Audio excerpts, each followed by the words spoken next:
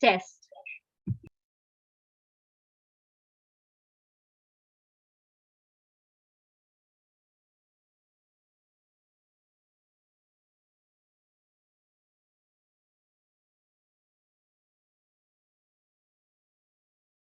Oui.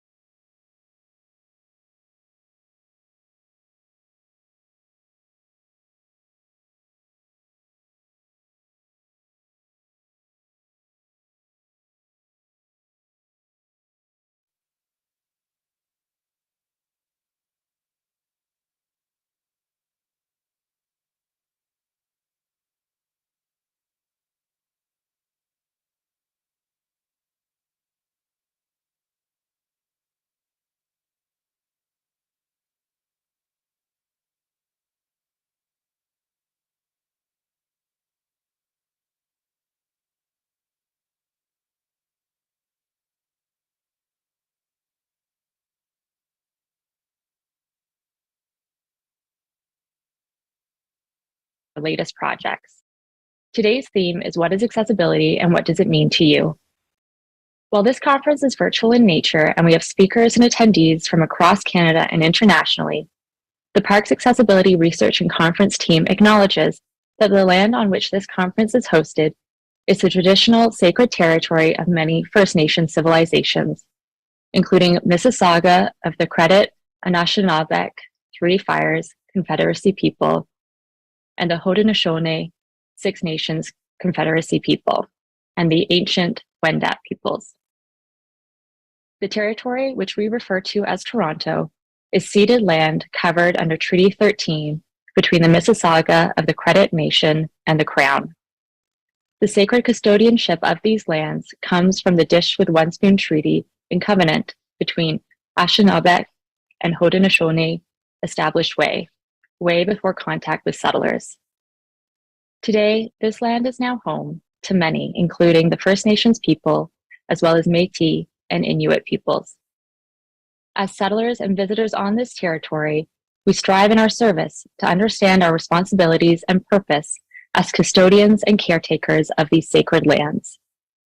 At the same time, we strive to reconcile and understand these Indigenous civilizations who continue to be impacted by the ongoing process of colonialism. We invite all conference speakers and attendees to take a brief moment of self-reflection to contemplate your relationship with the land where you reside. As you attend this conference, let us pay respects to the Indigenous peoples that inhabited these sacred lands way before you and we arrived. And let us today pay our respects to the original caretakers of these sacred lands. Some housekeeping. We invite attendees to submit questions using the Q&A feature found at the bottom of your screens. Questions can also be submitted by telephone by calling 416-597-3422, extension 7879. You can type the extension in right away without listening to the preamble. Questions can also be submitted by email to engineeringhealth@uhn.ca. We have a tight schedule to stick to, but we will try to answer all questions, time permitting. If you require French captions, those will be displayed on a separate screen. Please see the link in the chat box. If you are accessing the audio using the conference telephone line, you will only be able to hear the conference in the original language each speaker is using. And if you run into any technical difficulties accessing the conference, please email engineeringhealth@uhn.ca or call 416-597-3422, extension 7879.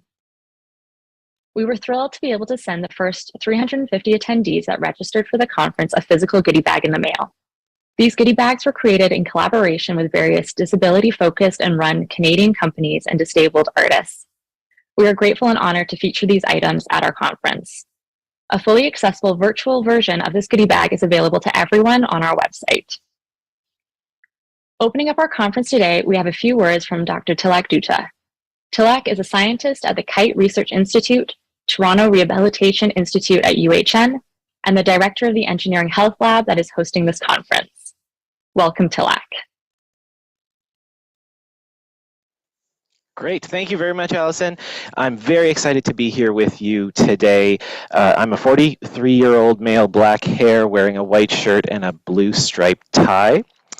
Our team has put together a fantastic lineup of speakers and presenters over the next 3 days for you. I hope you enjoy it.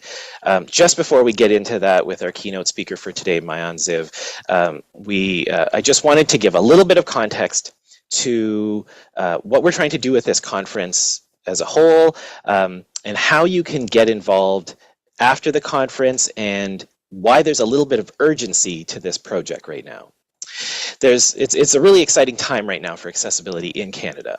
The Accessible Canada Act went into force in 2019, and that law passing created a new organization called Accessibility Standards Canada. This organization has been working very hard, bringing together groups of volunteers around the country to create a set of new accessibility standards. One of those standards focuses on accessibility of outdoor spaces. Our research team, was funded to develop a set of recommendations to inform this standard.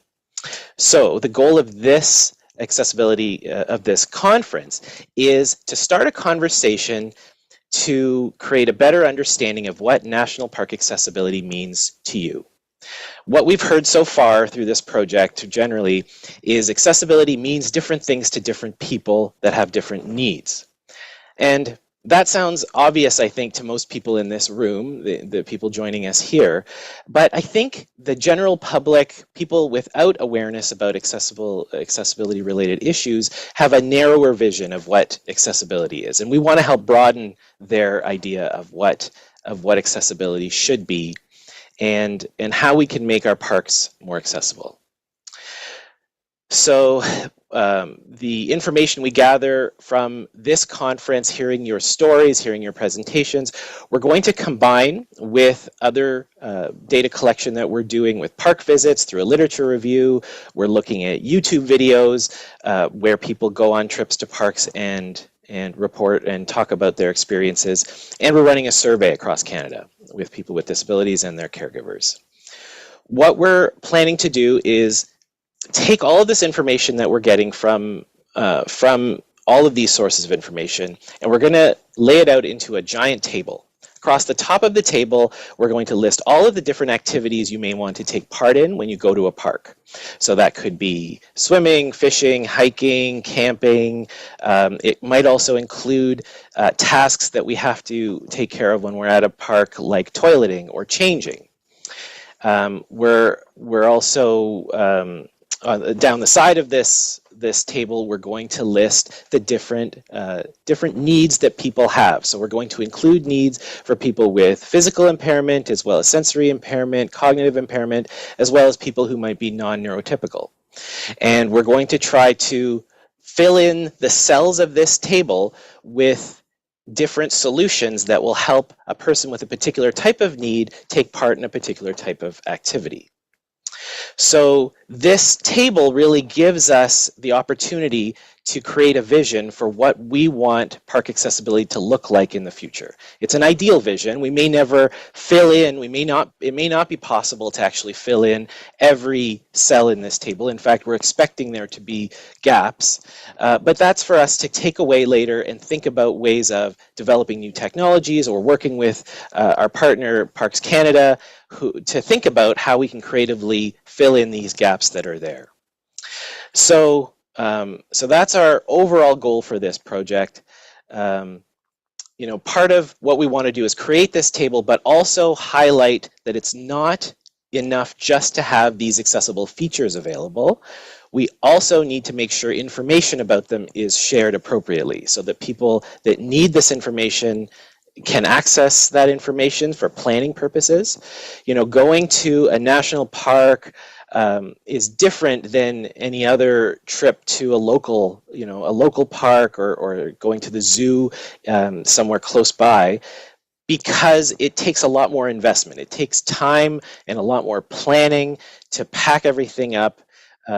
What I've learned in my life with my son who uses a wheelchair is it takes a lot more energy to go through a lot of tasks than you otherwise might take. And so what we need to do is help people plan to do these activities before they're willing to take the risk. We need to give people the information they need to make plans on their websites. If someone calls in to confirm that a particular type of facility is available, we need people that answer the phone to have the same information that's on the website, and the people that we run into when we get to the park need to also have that same information. We need to find ways of making sure that information is up to date and accurate across everyone that might need it.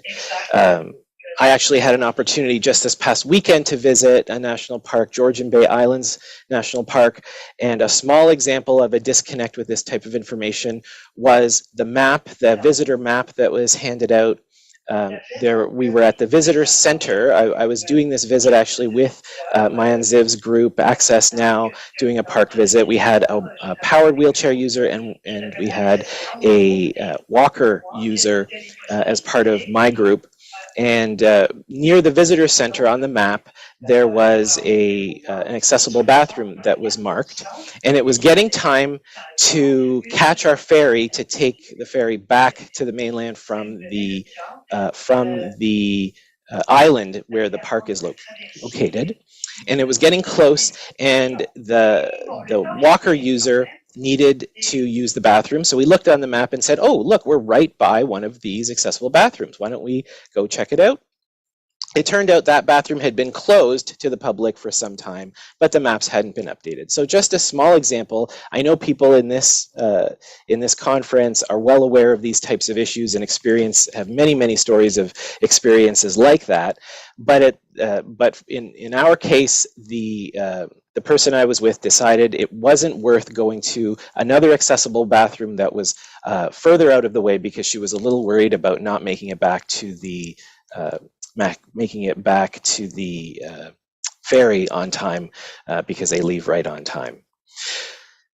So we need to find ways, part of this project, what we're trying to do is finding ways of getting people on the same page, raising awareness of what accessibility means, the breadth of the different concepts that people should be thinking about, and finding easy ways to build this awareness.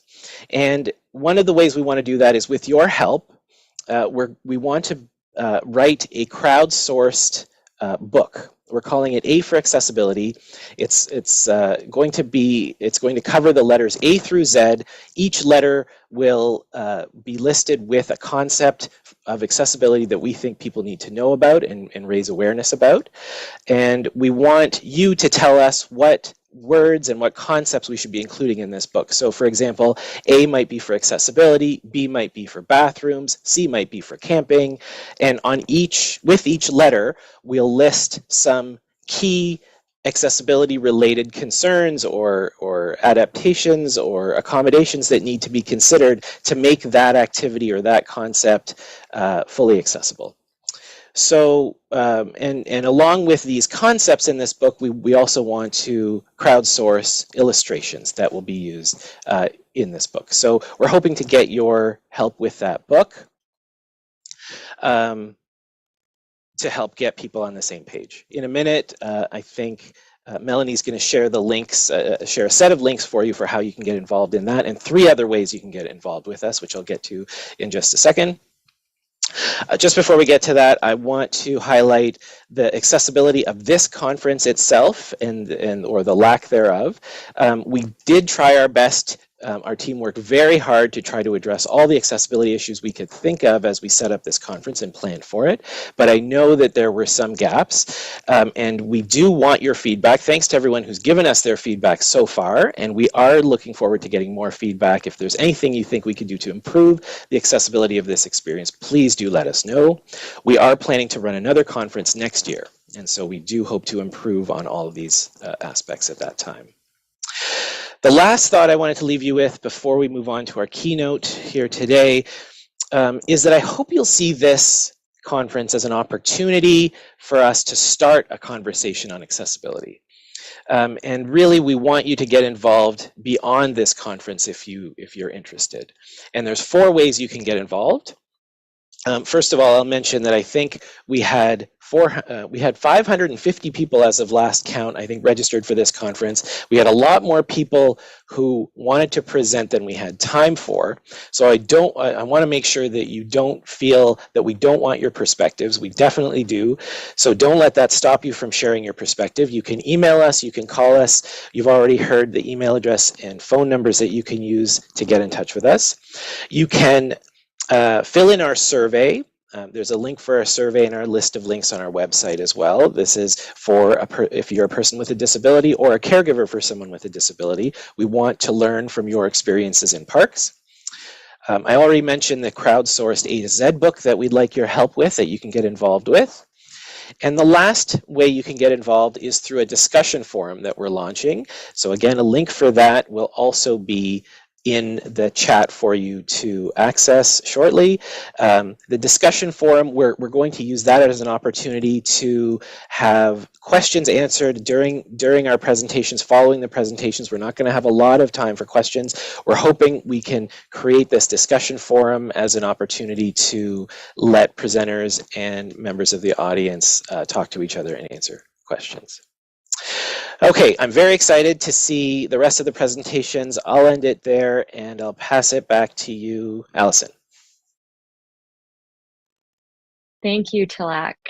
Apologies to everyone for that sound feedback. I believe we have addressed the issue now. Thank you all for your patience as we adapt in this virtual setting. Due to the initial delay, we won't be taking any questions this hour. Any questions that were submitted will be passed on to Tilak, who will do his best to respond at a later date or on the Slack channel that he mentioned. Today's keynote speaker is Maayan Ziv. Maayan is the creator and CEO of the internationally recognized accessibility app Access Now.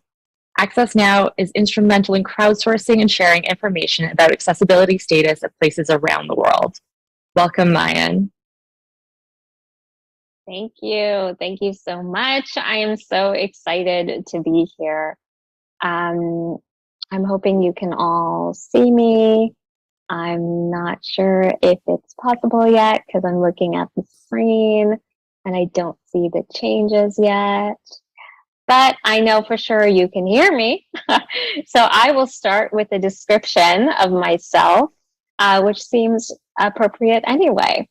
My name is Maayan Ziv. I'm based in Toronto, Canada. I am beaming into you today from my apartment in the city. I have shoulder-length brown hair. I'm sitting in my power wheelchair, and I'm really excited because I'm also wearing my You Had Me at Accessible t-shirt specifically for this conference. I'm going to be wearing my t-shirts all throughout the week as we tune into these amazing presentations. So a little bit about me and my experience, and then I'm going to open up with some remarks. I was born with my disability. I have always used a wheelchair. And, even from a very young age, I remember being presented where a world which basically it was just a given that I was different, that I would always need help. And therefore, we'd always need to MacGyver things. Barriers would exist, but that's really just because I had a disability. And this concept, I remember even as a very young girl, being quite frustrated with this picture of reality that, I would need to be adaptive and I would need to be flexible, and that the world would just stay as it was. And, I was so frustrated with this reality that I set out to kind of solve my own problem and build an app that focused on sharing information about the accessibility of places from the perspective of people with lived experience. And that's really what Access Now is all about. And in doing that, over the last 7 years, at Access Now, I've had the tremendous opportunity to learn from so many people with disabilities, from friends and family and caregivers all around the world who've shared perspectives and desires and dreams of what the world could be. What it could be if everyone bought into accessibility. What it could be if we all believed what many of us, the converted, already know. And that's why this type of conference today and the conversations we're having are so exciting, because the world is changing. The world is opening up to the ideas that as people with disabilities, we have always known that accessibility benefits everyone, that accessibility means different things to different people. But one thing that I'm really going to drive home on this morning or afternoon, depending on where you are, is what accessibility really is and how can we define it. In many ways, people still see accessibility as an afterthought. They see it as something that, you think about at the very end of your experience. If you consider a checkbox, you'll go down your list of everything you need to do And accessibility might be one of those things on that list. It's like the grab bar that you see in the washroom. They designed a washroom, and then in the end, they bolt it to the wall. But accessibility, in my opinion, is far from that. It is not really about the end result, the products, the things that we need to do to be MacGyvered and adapted in order to suit the needs of others, in order to suit the needs of people with disabilities. But that accessibility, when truly understood, shows up and manifests for people in so many different ways. When done well, accessibility establishes an experience, a sense of belonging, a feeling of inclusion that sometimes is intangible.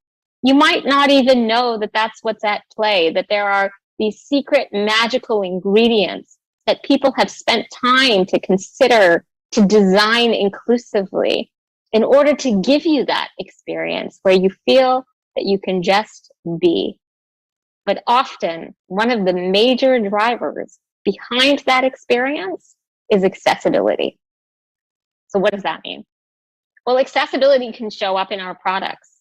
It can show up in the way in which we've designed our technologies. It can show up in the way that we even design something like an eyeliner applicator to be more inclusive, to allow people to more steadily draw a line on their eyes. And recently, Selma Blair, who's a vibrant and vocal advocate for people with disabilities, shared her experience discovering an inclusive and adaptive, accessible eyeliner that she could now have the agency and independence to use. It could be in a space that you visit. You know, when you show up and perhaps there is a bridge that has tactile surfacing and a smooth entrance and exit to the bridge, it allows you to feel a sense of inclusion within that space. And those are just two examples of ways in which accessibility might show up on a bridge, as an example. It can show up in the way that we share information to allow people to gather information about the specifics that they need anywhere, however they gather information best. Perhaps that's through visuals, perhaps that's through text. It could be through audio, and it could be through many other forms in which we share information.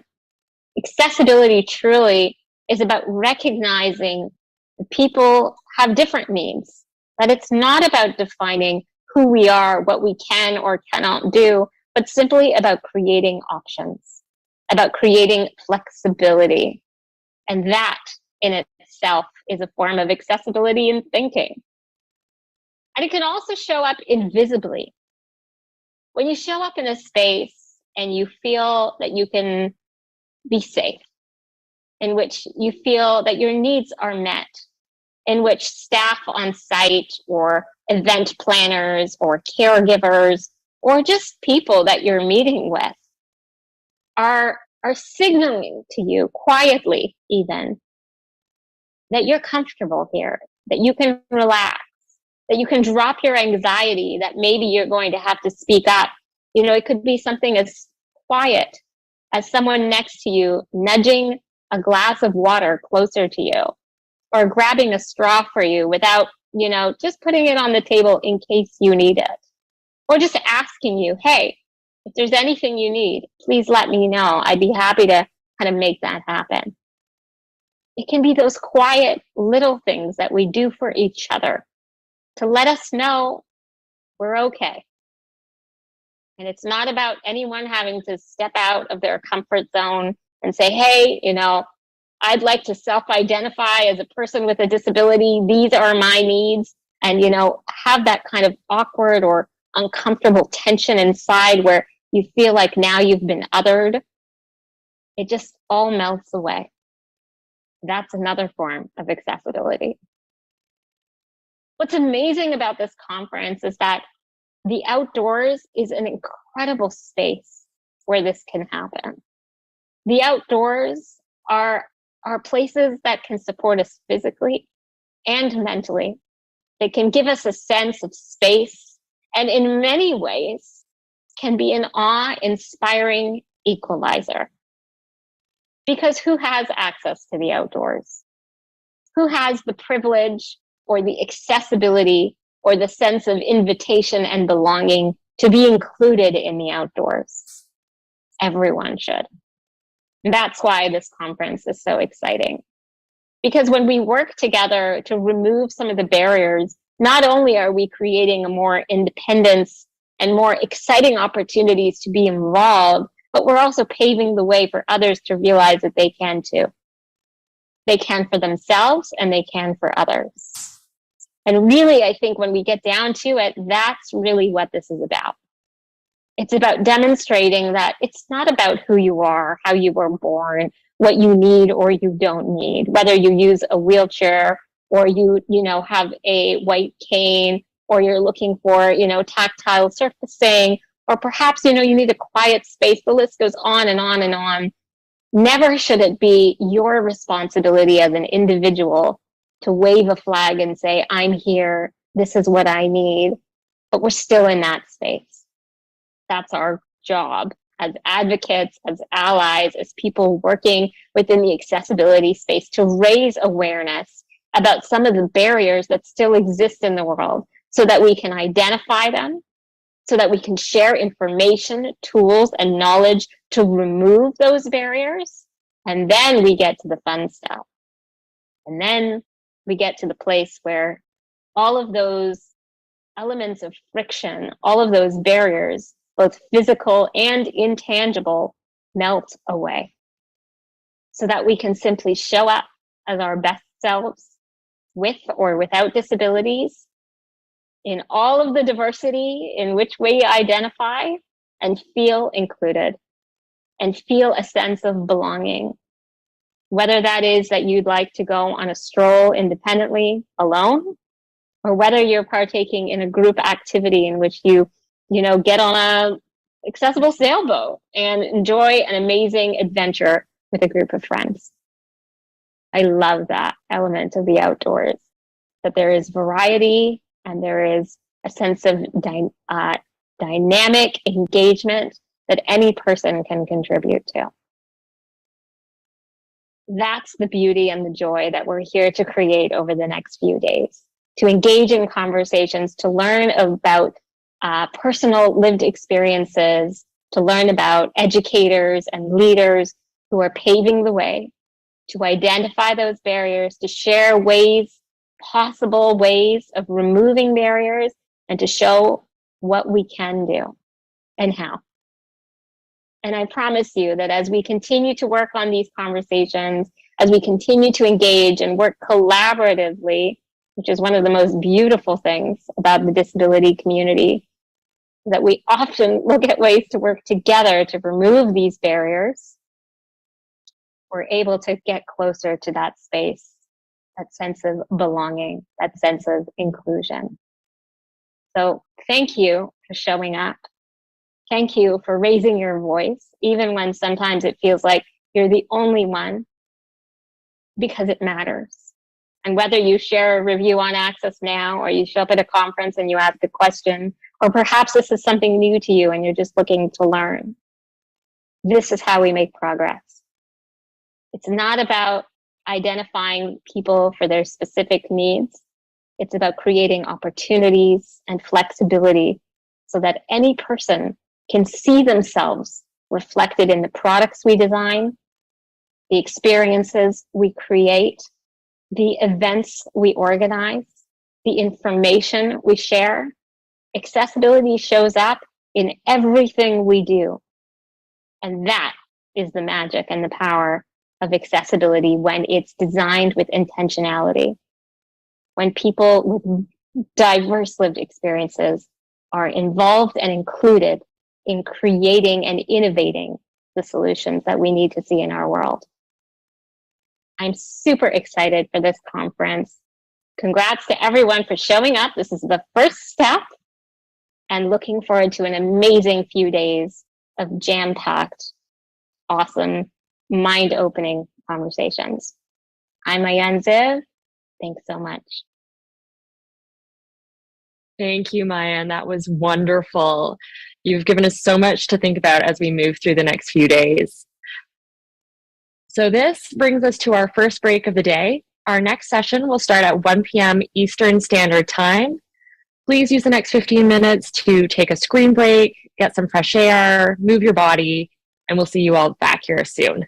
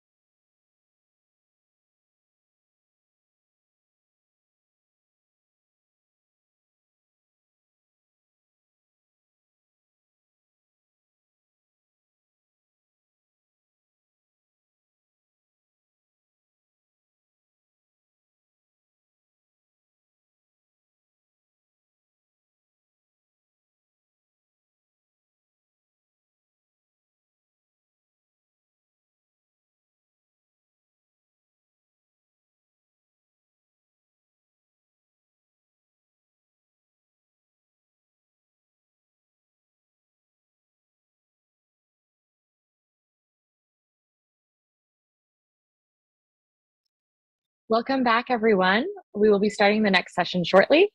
Just a reminder, information about how to submit questions and how to access French captions can be found in the chat. Our first speaker this hour is Lawrence Gunther. Lawrence is a conservationist, outdoor writer, broadcaster, blogger, and filmmaker whose work has been recognized for numerous awards. Blind from the age of 8, Lawrence's work focuses on documenting Canada's amazing natural resources through visualization and storytelling. Welcome, Lawrence. Thank you so much. Yeah, Lawrence Gunther is my name. I go by he, him. For those of you who can't see, I'm about a 6'3" guy, 210 pounds. I have a silver hair and a beard. And I have a guide dog. He's a CNIB guide dog. He's half Labrador, half Golden Retriever. And I started the charity Bluefish Canada. It's about the future of fish, fresh water, and connecting to nature through fishing. I love fishing. For me, as a blind person, it's all about feel the bite. And I do really well at it because I visualize the underwater world. More about that to come. We do videos. We've made documentaries, long form, short form documentaries. We specialize in educating people. And a lot of people like to be informed these days through social media. So we do a lot of that through our charity, but we also do a lot of hands-on because nothing beats getting people's feet wet and really out there and experiencing the outdoors for real. One of the ways we do this is one of our initiatives is the Blind Fishing Boat. It's something we started in 16 years ago. It's an actual plastic electric fishing boat that everything is accessible on it. It has talking GPS, talking compasses and depth sounders and sensors and so on. Actually, it's pretty much almost self-driving now. Next slide.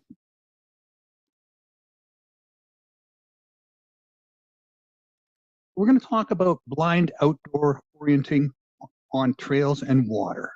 You know, this is something that's really big to everyone who visits a park. Really, if you think about it, what's the number one thing that brings a little anxiety and excitement when you get out of your bus, car, off your bike, and you're in a park for the first time? Are we doing that trail? How long is that trail? Are we going to get lost? Are we going to find our way back? Are we going down that river? Are we going out on that lake? It's all about getting out there and getting back. So much of that, our park visits are about that. How do you do that as a person with vision loss? What's been tried? What works? What doesn't work? Where are we now? And where do we need to go? And there's a little picture of me with my guide dog on the ice there. Next slide. My vision loss experience started at around age 8 when I was first registered blind. I lost my central vision at that point. It was determined my central vision was sort of fading out, but I had a tremendous amount of peripheral vision. I learned a lot about, in the regular school system as someone who was legally blind with no central vision. I learned a lot about social aspects of having a disability. That really was driven home for me throughout my public school career and 9 years of college and university. It was in my early 20s that the vision loss spread out to my peripheral vision, and I lost my functional sight because up until then I could still pretty much do a lot of things just by looking or expanding or magnifying vision. But in my early 20s, I had to learn how to do things without looking, to live life as a non-sighted person. So I learned Braille, got a guide dog, and a few other tricks that allowed me to get along. And then in my late 40s, it spread to the point where I no longer have a night-day vision. I can't see a campfire, a sunset. So, that whole of vision loss went into a whole other area of mental health and things like that, challenges, And so I've really experienced a whole range of all types of challenges throughout my life, all ranges of sight and sight loss. And it's helped me develop some skills, I think, that I'm trying to pass on to the public now in terms of visualization and visualization of the underwater world, those worlds that really none of us see. Next slide.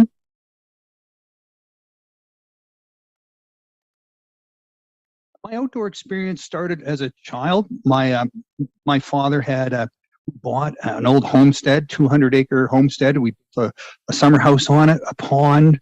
It had 110 acres of forest that we reforested and 80 acres of hardwood maples, and it backed onto 10,000 acres of crown land. And I learned that I learned that 200 acres like the back of my hand. I learned that pond. I watched that pond evolve over my life. And it got me into scouts. I was into scouts and got into canoeing a lot into ventures later on, a higher level of scouts. We did some pretty cool canoe races. We actually canoed from Toronto, Ontario to Prince Edward Island on a canoe trip in 1977 for the World Scout Jamboree. Blind sailing, kayaking, sailboarding, snowmobiling. I love snowmobiling. Now it's not so much driving anymore. Hiking, a lot of hiking. But I love being on the water most of all, whether it's in my kayak, a canoe, or my fishing boat, my blind fishing boat. I'm also, full transparency, I'm sponsored by some marine industry companies and some fishing companies for my fishing activities. I used to do a lot of tournament fishing, not so much anymore. But I really want to just focus my life to helping people understand that we have a stewardship responsibility, that we have a One Health responsibility with nature. Next slide, please.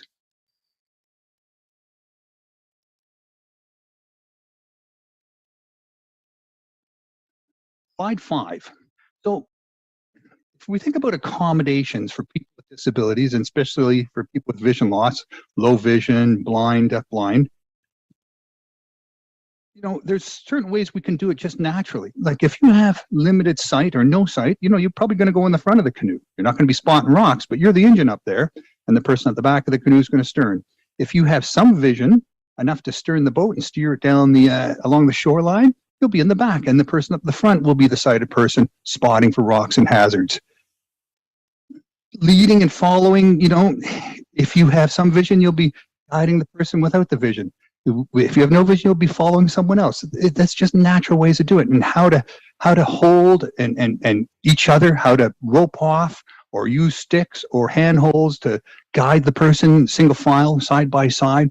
There's all sorts of many variations and techniques for moving down a trail as a person with a vision loss with a sighted guide. If you're on a sailboat, they have all sorts of blind racing on sailboats and blind sailing with different types of levels of blindness, and that turns the category you race in. The blind person will be working the tiller, steering the boat. They use the wind on their face, the feel of the waves on the hull, and the other blind person will be pulling on the sheets. The ropes raise and lower the mainsail or rope off the boom. There's all sorts of ways of doing that, and that's fully accessible in many ways. Canoe portaging, I love portaging, and of course the traditional method is someone carries the canoe and the other person carries all the gear. But if you're blind, you got a canoe on your head and you don't see where you're going, that can make for some bumpy trail crossing. So 2 people carry the canoe and you carry your gear at the same time. One canoe, 2 canoe heads. You put the blind person at the back, the sighted person at the front, and you just follow the canoe. Just follow the canoe. You can't get lost. Roping off, if you're on any sort of precipices, climbing, mountain climbing, rock climbing, roping off is a great way to do it. It's easy to go up anything as a blind person. Coming back down, if you're on your hands and feet, it's easy. But if you're walking down, that's a lot challenging. When you walk up a mountain, you feel right away with your feet, with your hands, with your stick, how far you have to take each step, how high you have to take each step. When you're coming down, not so easy, because you got to reach way down. Is that 2 feet down or is that 20 feet down? This is where it gets a lot more technical and there's a lot more instruction, but it can totally be done. Sighted guides are important in all this, but do they have to be? And it's great if you can get out there and have less sighted guides than more. Descriptive narrative, your sighted guide can talk you through it, can hold you through it, hold your hand, rope off, all sorts of ways. Hiking poles are a great way, substitute your guide dog with your guide dog, without your guide dog, with a white cane, paint your hiking poles white. Hiking poles are fantastic. Tandem bikes are fantastic. Tandem mountain bikes, they don't have a lot of those for reasons that are technical, but on a good trail, any reasonable trail, a tandem bike can do well. Next slide. So we're going to get into a little more about the aids and devices that apply to orienting on trails and water in parks. Guide dogs is the first one, my favorite. I love dogs. I've been using a guide dog now for 37 years. Different dogs, not the same one. But, when you're on a guide dog, with a guide dog, you don't always have to hold the harness. Holding the harness means the dog's beside you. If you need to go single file and the dog has to go in front of you, you need to let go of that harness or you're going to be bent way over. And that's where you have to get used to working with your dog with a leash and a stick. You can't make the dog guide you just with the leash, but they will try. You just can't fault them if something goes wrong, like you bang into something. That's why you should have a hiking pole and a guide dog. I do this for cross-country skiing, for snowshoeing, for many different ways, all seasons out there with my dog. Sighted volunteers, of course, you can bring a volunteer, someone who's dedicated, who's devoted. You might not even know them. Ski hawks, all sorts of blind skiing organizations, trail running organizations where you meet your sighted guide when you show up at the event that morning and you spend the day together. And at the end of the day, well, you just made a new friend. Binoculars. Who doesn't want to bring some sight magnification to do some bird watching? All those same tools apply for people with low vision. Contrasting clothing, lights, if you're in a busy area, snowboarding, snowshoeing, or skiing down a hill, tobogganing, it's good to have some contrasting clothing so people can identify you as a non-sighted individual. Talking compasses are great tools. There's tons of them out there now, but they're all on your smartphones for the most part. There's not many that are actual standalone talking compasses. Talking GPS, again, many versions of that on the compass, on your smart devices, but not a lot alone. There's just a couple that are actually specific talking GPS systems for the blind. Artificial intelligence, obstacle recognition, that's just starting to come along, and that's going to open up some exciting new opportunities for sure. And remote real-time guidance, we have a few programs where you connect with someone behind a computer who's looking through your camera and talking to you through your earpiece and telling you what's coming up ahead. They have that now for people to get around in towns, in cities, in buildings, and as well on park trails as well. You just need to have cellular connectivity. Next slide. Accessible by design, right? So this is where you build in the accessibility, making the need for accessible devices or volunteers unnecessary. So things like tactile paths. So you have a nice path that's distinguished from the ground around you through a special gravel or pavement, something that you can just walk down that path and you can turn around, come back, or you can keep going, but you're not going to get lost because you're not going to leave the path. Railings and ropes, as a person without sight, you don't need to have the paths necessarily, but the ropes, it's something you can follow with your hand. A railing, a rope, it's not so much to hold you up. It can be an assistance in that regard as well. But if it's just a sighted guide technique, you got to make sure that that's understood, and that can get you around. But, if you're doing a 3-mile hike, a rope or railing might not be that doable. It's smooth, step-free. What's good for wheelchair users is good for blind people, good for all people. Braille, large print signage, that's great. The thing is, though, you have to be able to find the signage. If you're on your own, if you're low vision blind and you don't see where the signs are, it doesn't matter if they're large print or Braille. You need to find them, get close to them to be able to read them. And so that's the challenge there. Kind of a catch-22. Audio narrated tours, more and more parks are providing you with a device with a headset, and you wear it, and some of it has GPS triggered data, or some of it you push in the number based on the sign of the thing you're standing in front of, and it tells you what you're looking at, what's around you, gives you the history, gives you the background, gives you a deeper understanding of how it was made or who's responsible, all of that stuff. And that can really help you become a storyteller for the people you're with to relay that information. Audio beacons and buoys, there's more of this type of technology going on. These things are battery driven, using Bluetooth or RFID, ways to communicate wirelessly to your handheld device so that as you're moving along, it triggers information, it sends information to your handheld device, and you don't have to download anything in advance. All of a sudden your phone is telling you what you're passing, what's around you. GPS waypoints, this is something we're going to get into more about, but I really think, GPS is a much stronger tool for navigating on trails and water than a compass. If you're with a compass, you can be heading north-northwest, 229 degrees, and you can, point your phone in that direction and keep going in that direction, but that doesn't compensate for drift to the side. The magnetic North Pole is a long way away, and it's not going to tell you if you're drifting to the side. On the other hand, waypoints using GPS, it's not a line like a compass. It's just a string of dots, and you navigate from one dot to the other.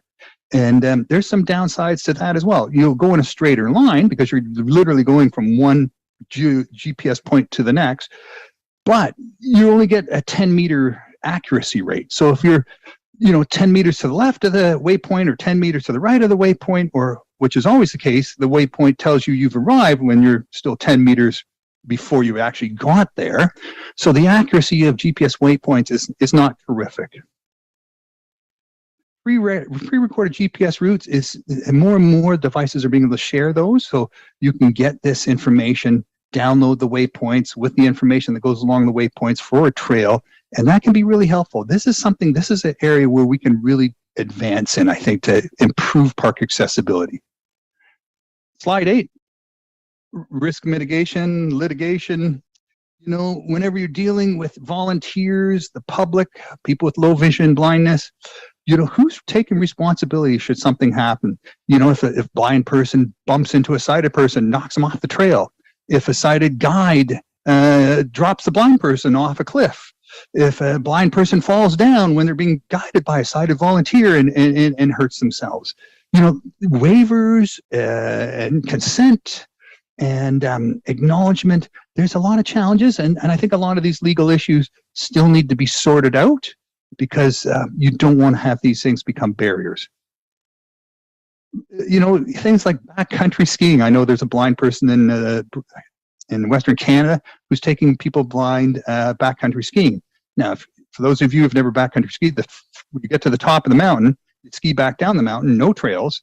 The first 2/3 of the mountain, it's just snow and drop-offs. The last third, you're skiing between trees, and there's no trails. So you don't want to be falling into a giant tree well all under the area underneath the tree where there's no snow. That can be a 20-foot drop.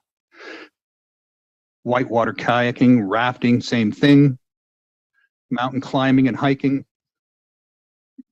Anything you can think of outdoors has risk. But if you want to do it, you should be ready to assume the risk.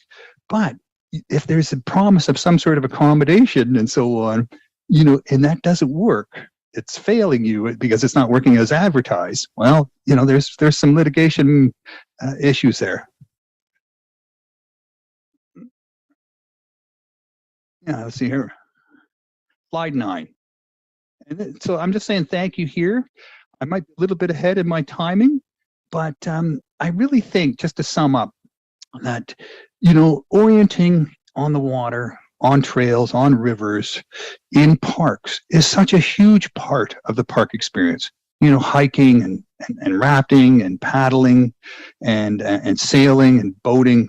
This is what we do when we go to parks, right? That's really what we do. It's what really gets people's outdoor juices flowing, really makes them feel alive. And yet that's something we haven't done a lot of investigation in yet.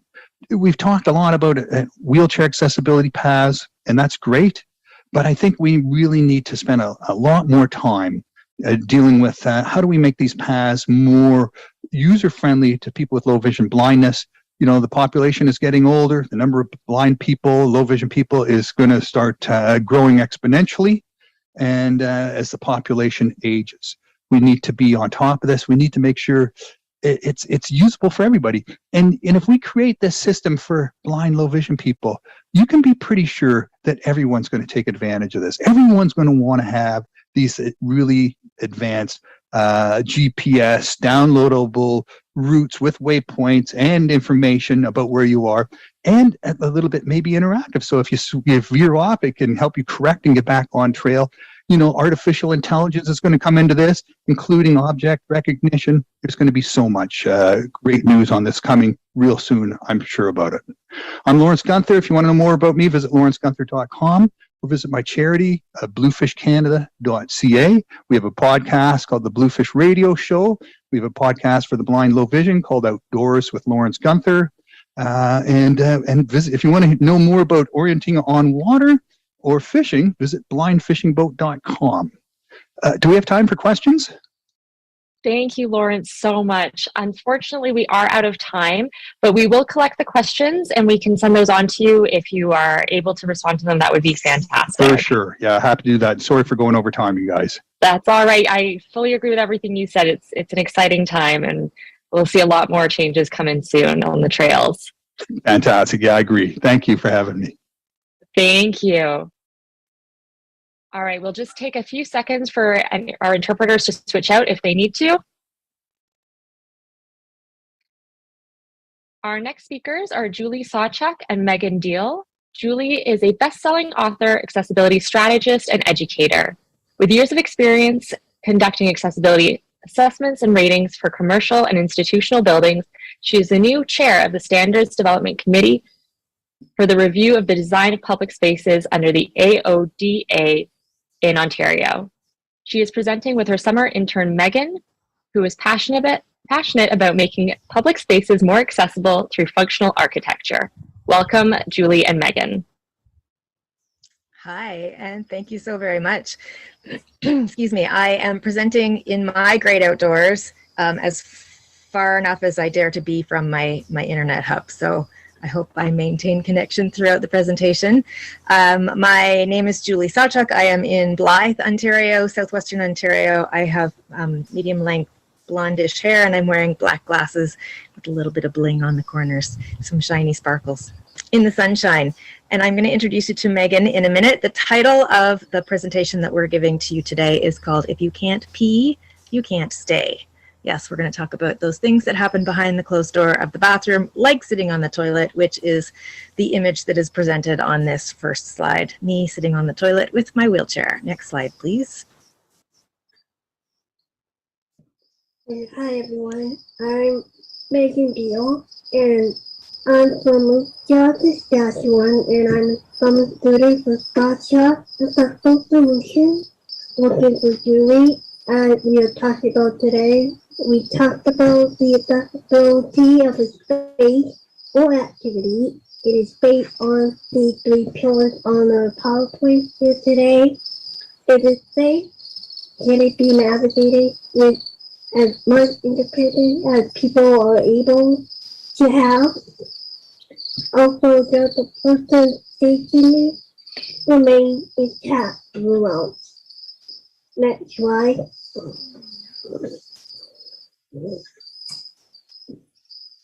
Next slide, please. Next slide.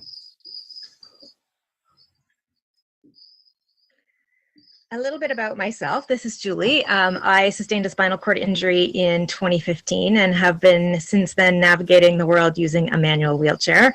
On the slides here, I just wanted to show you some of the examples of the outdoor experiences that I have had since my accident.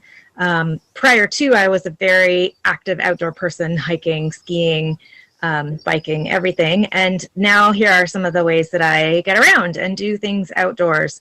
From right here in Huron County, the photo on the left where I am, what do I call this? Ski pole rolling on the Goderich-Tukwel Rail Trail.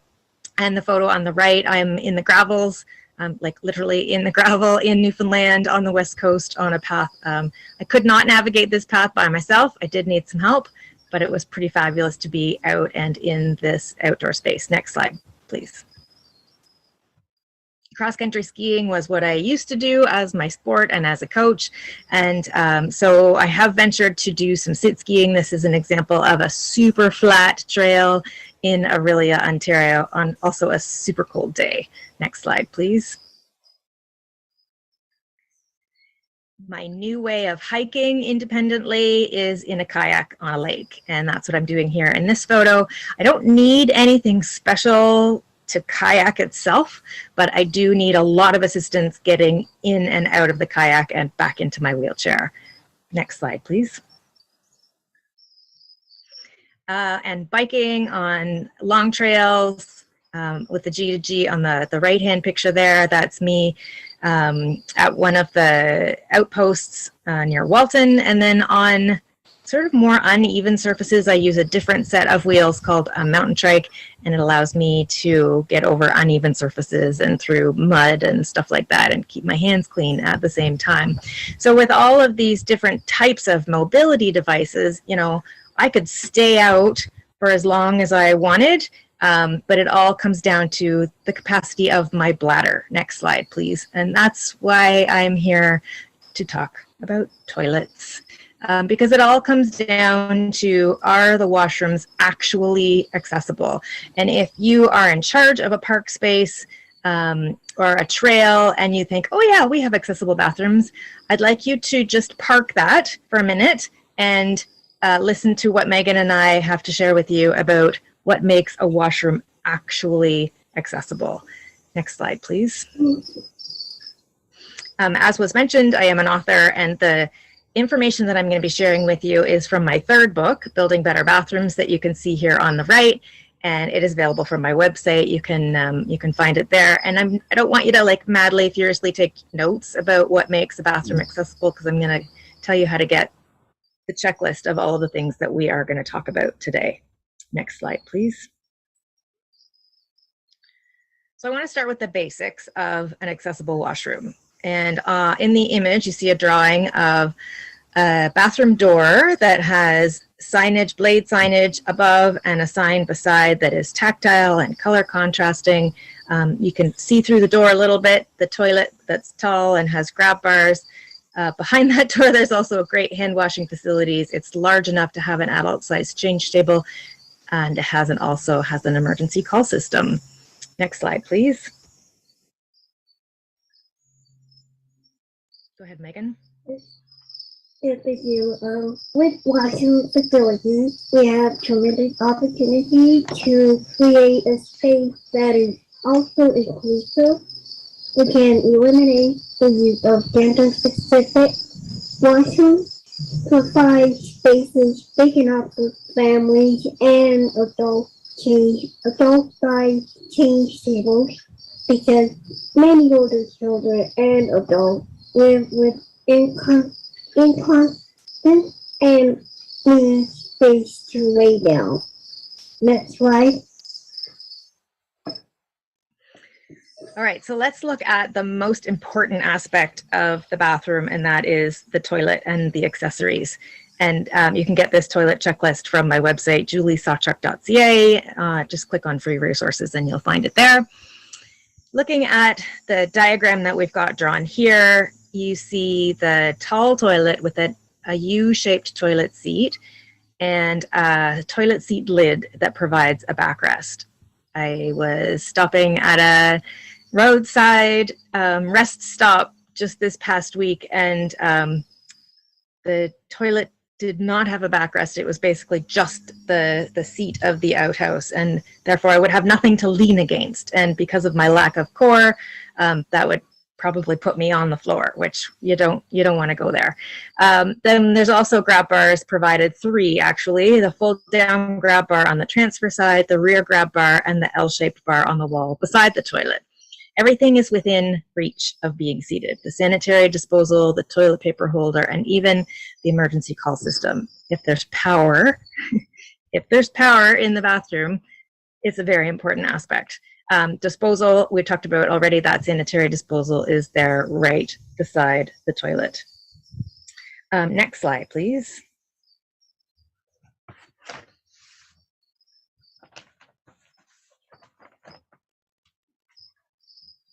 And washing hands is the second most important thing in the bathroom, right? Especially since what we've just been through, we all know the importance of washing hands, and being able to do that while seated, if you are a wheelchair user, without having to touch anything while you have soapy hands or wet hands. So you can roll right under the sink, you can reach the soap, and you can reach the paper towel, all without having to move.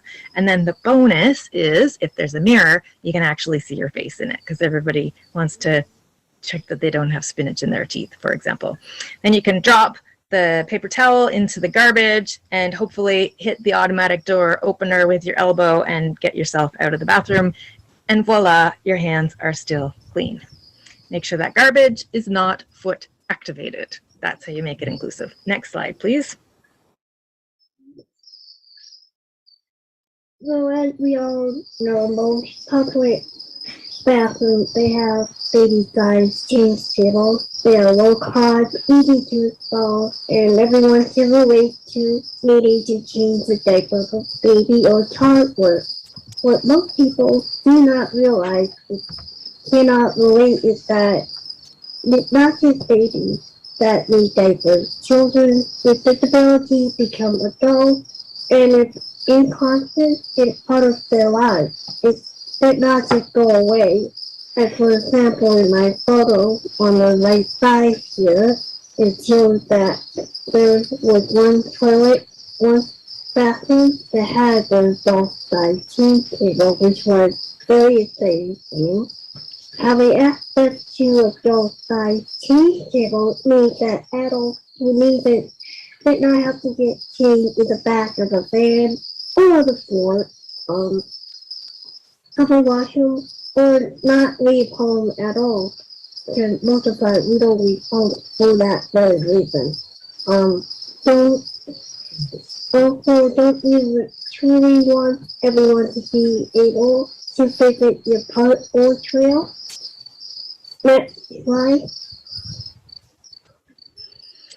We couldn't possibly cover everything that we need to talk about in terms of making a bathroom truly accessible, welcoming, safe, ability to be independent, and maintain your dignity all at the same time. You know, like what Mayan said right at the beginning, is if you can go into a space and not even have to think about it, that is true inclusion. So we can't cover everything, but know that there are other things that we haven't spent a lot of time about. Change rooms, showers, emergency call systems. There's a lot to think about, but don't let yourself be overwhelmed. Start with one thing and make that part of your bathroom better. Next slide, please. And the last thing that I want to talk about is a project that Megan and I are currently working on. The Goderich to Guelph Rail Trail is obviously a rail trail that runs from Goderich to Guelph and runs right across the field in front of my house here. So it's very near and dear to my heart. And we are building an accessible outhouse. And Megan's gonna tell us a little bit about that right on the trail side. Go ahead, Megan. Next slide, please. Well, the goal is to make sure that it was for everyone who is using a hand plane. So it has been designed to be large, also with 2 doors to allow for roll-through access and have door openings that is accessible from incumbent position of the hand cyclist, so that you don't have to turn around and go through the same door. You can slide right through it. Next slide. So this is a work in progress, and it hasn't yet started to be built, but the plans are working, or they're happening. We have a team, we have funding. So please follow this project, and I'm really hoping that it becomes a model for future projects that will happen across the country in your own parks and on your trails. So stay tuned for more about that. Next slide, please. So once we get past the uncomfortable conversations of what happens in a bathroom, we all start to realize that we all do it. So why not just talk about it, make it a little bit more comfortable, and therefore it's more likely to be possible everywhere that you go. And it doesn't have to be complicated. It doesn't have to be as complicated as you might think. So next slide, please. When we build better bathrooms in parks and trails, we will do the following things here. We reduce the burden of worry, right? When I go anywhere, it's the very first thing that I think about. Where am I going to pee?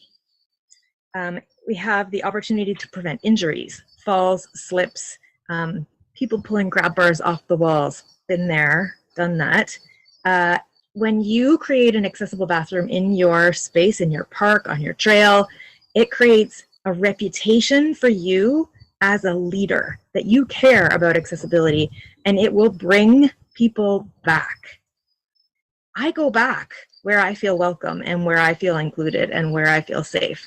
And that's what you want. You want people coming back.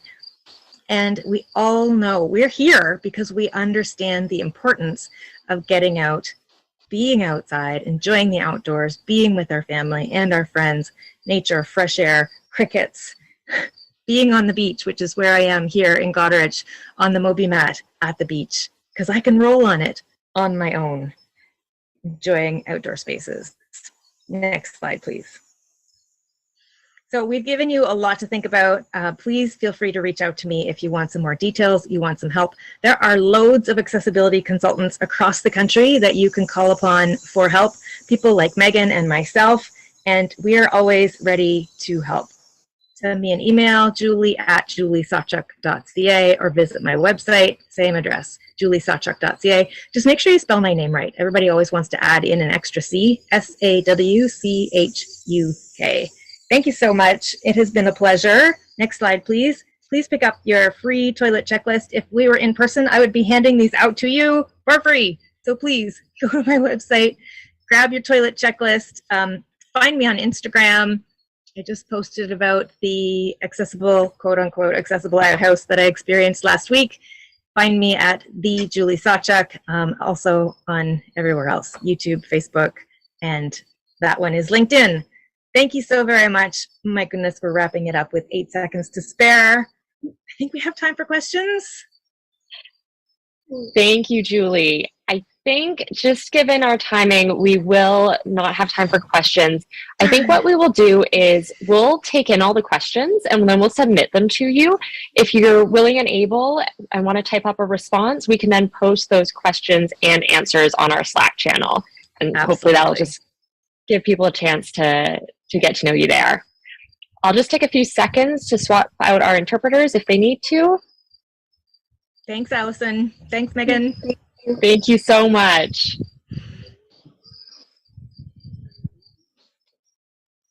Our final speaker for this hour is Julie Williams. Julie is an educator and activist with 2 decades of experience in policy, outreach, and qualitative research. In her current role at Montech, she connects people with disabilities with technology that maintains and or improves their functional capacities.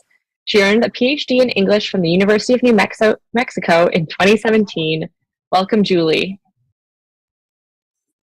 Thank you, and thank you everyone for joining us today.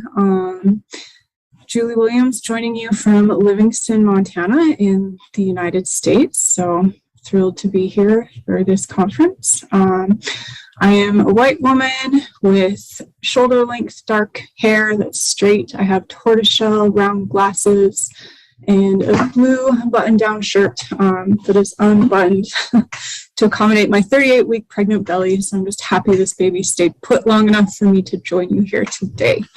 I would like to present to you some of the work that I've done in classrooms to incorporate the topic of ability, accessibility, disability, ableism into nature writing and environmental literature. So here in the United States, the environmental movement and nature writing have long had a problem with kind of erasing the body in general because of an ableism problem. So there is an assumption of an able-bodied individual that is able to traverse into nature, and that is the basis for a lot of this literature. So I'm trying to get my students and the general public out of that assumption and get them to question where that's coming from. Next slide, please. So these are a couple examples of classes I've taught this in. Nature Writing in the American West, and an Introduction to Literature class that was paired with an environmental studies. So we read a lot of environmental literature. And the key questions that I want students to ask in these classes that focus on nature writing and environmental literature are: how do relationships between the humans and their environment reflect and shape literature about landscape, the environment, the West? How do gender, race, ability, sexuality, ethnicity, and class shape the author's standpoint toward the natural world? So we're not just looking at ability and ableism, we're also looking at race, which is another problem with the environmental movement here in America, that it has been predominantly white, upper to middle class people that are able to access these spaces. So we're trying to consider all these different ranges of experience, and not just have this norm of that has been kind of the foundations of the movement. So next slide, please. We do start with the foundations of the movement as our starting spot. So we start with the Transcendentalists, most well-known, Emerson and Thoreau. So I have some quotes from them that we examine in these classes. The one by Emerson says, "Standing on the bare ground, my head bathed by the blithe air and uplifted into infinite space, all mean egotism vanishes. I become a transparent eyeball. I am nothing. I see all." So you see on the left an image that someone has sketched of this transparent eyeball on top of some really long legs. And he's just kind of erasing the body and embodied experience in nature, in focusing on what he's seeing there, and rather than the bodily experience, not realizing that seeing itself is an embodied experience, and he's seeing through the lenses of his ability, race, and class. So all that's erased. And then Thoreau, from walking, I can easily walk 10, 15, 20, any number of miles, commencing at my own door, without going by any house, without crossing a road, except for where the fox and the mink do.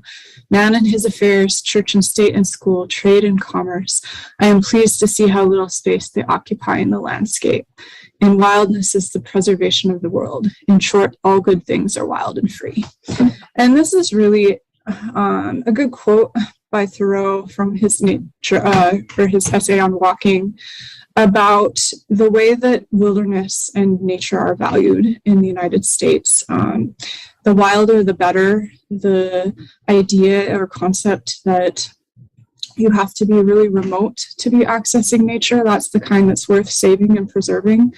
It really runs underneath a lot of both environmental literature and the environmental movement, like the preservation movement. Next slide, please. So our first assignment in these classes that I teach I ask students to do peripatetic walks. So peripatetic philosophy is walking philosophy, where you are just traversing your environment and thinking about it. So after we've read these walking philosophies, I ask students to choose one of the authors to meditate on as they walk around campus for the first 20 minutes of class, and try to get into the character of the writer that they chose. So can they embody what is being talked about in walking, the genius for sauntering and things like that? What type of nature do they see around them? How do they interact with it? And this is something that gets them to just be observational in their environment. I have had students with various disabilities, some in wheelchairs, some blind students, so they already are keyed into a lot of these things that the students that haven't had those experiences are trying to observe more around them. Next slide, please. We go from the foundations of Thoreau and Emerson to Edward Abbey, who wrote a lot about accessibility in his novel Desert Solitaire. So here's what he has to say about accessibility. The developers insist that the parks must be fully accessible, not only to people, but to their machines, that is, to automobiles, motorboats, etc. The preservers argue, in principle at least, that wilderness and motors are incompatible, and that the former can best be experienced, understood, and enjoyed when the machines are left behind where they belong, on the superhighways and in the parking lots. So he's really strident in his viewpoint that nature should be accessible by foot only.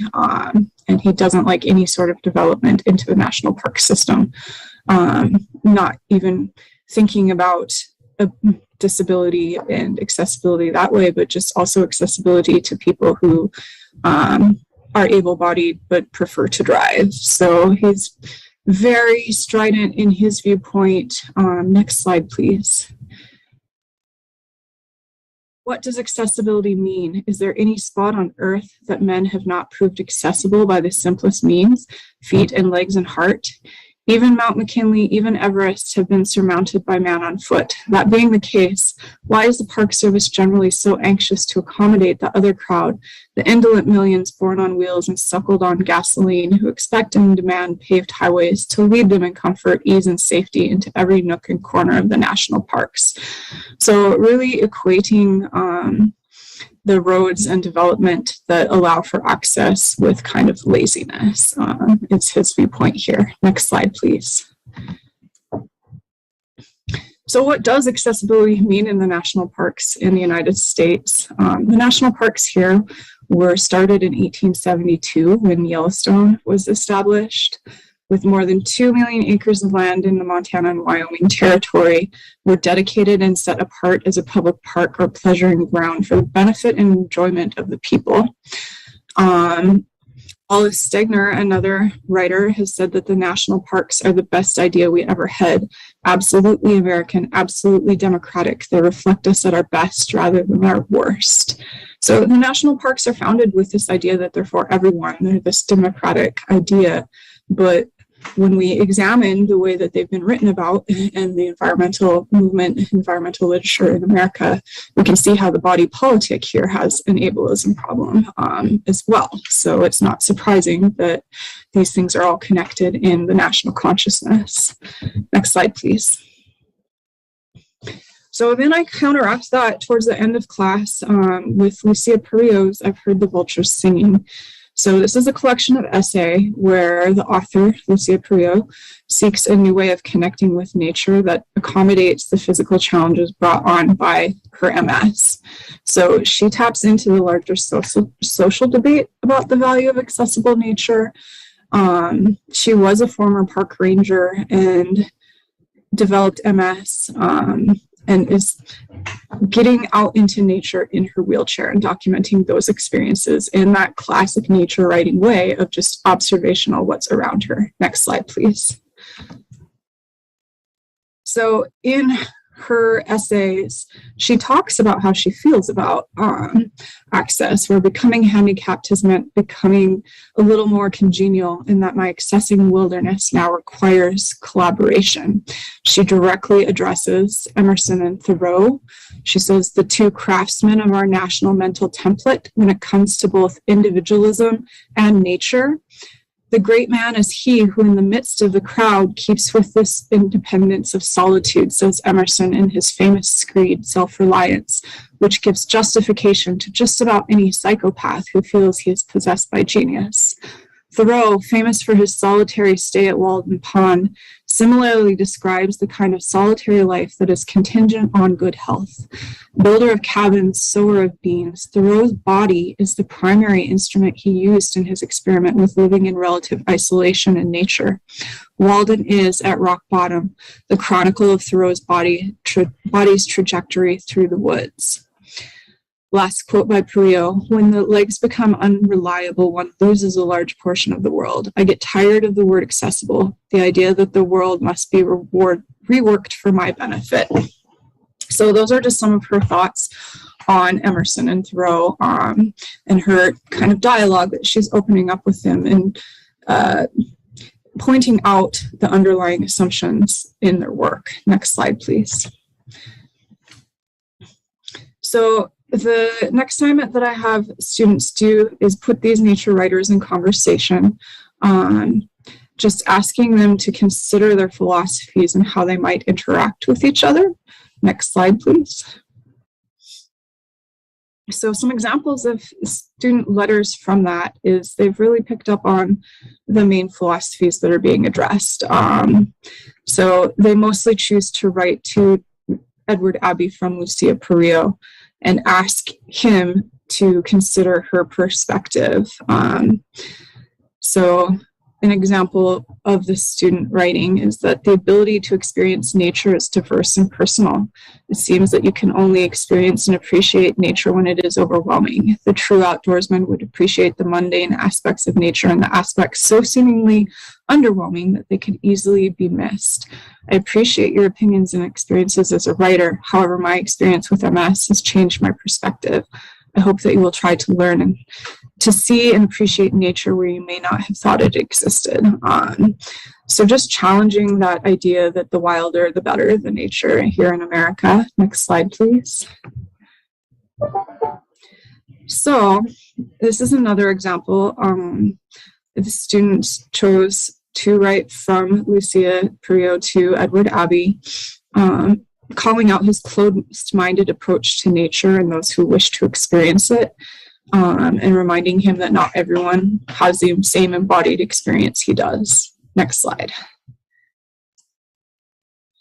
And then in the final assignment, it's a peripatetic walk, just considering everything we've learned throughout the semester. So I asked them to again walk around campus in the way that they have available and consider the ways that human construction helps or hinders people with disabilities. How do aspects of the built and managed environment reflect ideas expressed in the social model of disability? How do you view your environment differently after having read Perio and other authors with disabilities and articles on social versus medical models of disability? How or where do you see the built environment and social attitudes contributing to systemic barriers for people with disabilities, and how have your attitudes changed? Next slide, please. And in the final presentations, I allow students just to take wherever their own interest lies. I've had students with disabilities kind of create evaluations of trails that are supposedly accessible and rating how accessible they actually are. And then some students just choose to write about the nature around them. So I consider any of that a success as long as they're showing reflection on these underpinnings of the nature writing movement, observing what's around them, but with this added layer of how do we make nature more accessible to everyone to get at that democratic ideal where it does belong to all of us. What does that actually mean when it's put into practice? So I think I'm almost out of time. So thank you for attending today. It was my pleasure to talk about this with you, and I hope to hear your questions emailed. So thank you. Thank you so much, Julie. All right. Thank you to all of our speakers this hour. We are so grateful you were able to join us today. This has been hugely enlightening. We will take a short break now, and our next session will start at 2 p.m. Eastern Standard Time. See you all soon.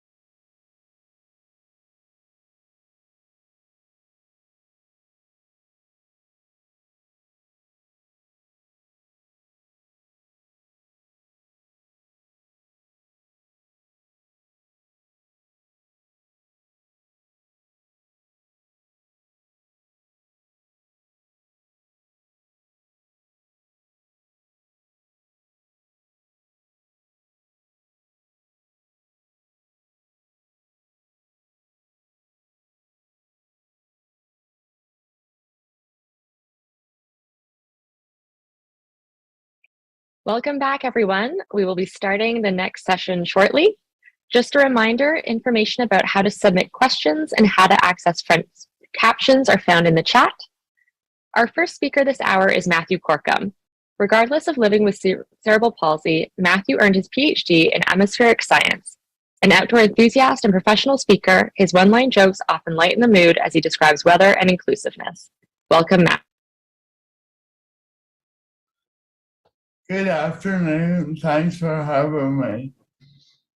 So the title of my talk today is A Park for All, an inclusive space. In this title slide is a picture of me skiing with my friends, biking with my friends in a race, and biking by myself in the mountains of Banff National Park. Next slide.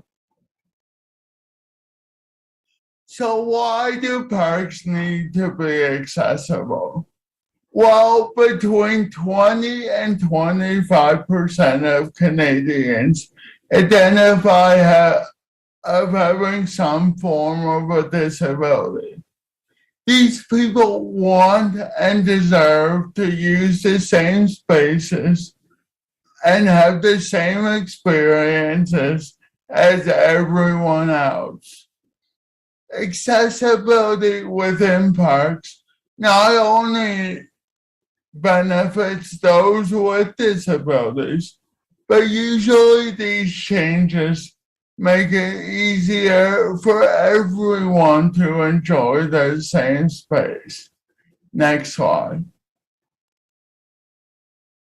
So I'd like to talk about a myth here. Many people think that those with disabilities only spend time with others with disabilities. That is wrong, completely false. I make friends just like everyone else, and my friends have the same interests as me.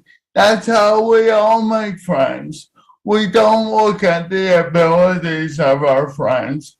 We look at if we have similar interests, can do the same things, and can do this similar activities.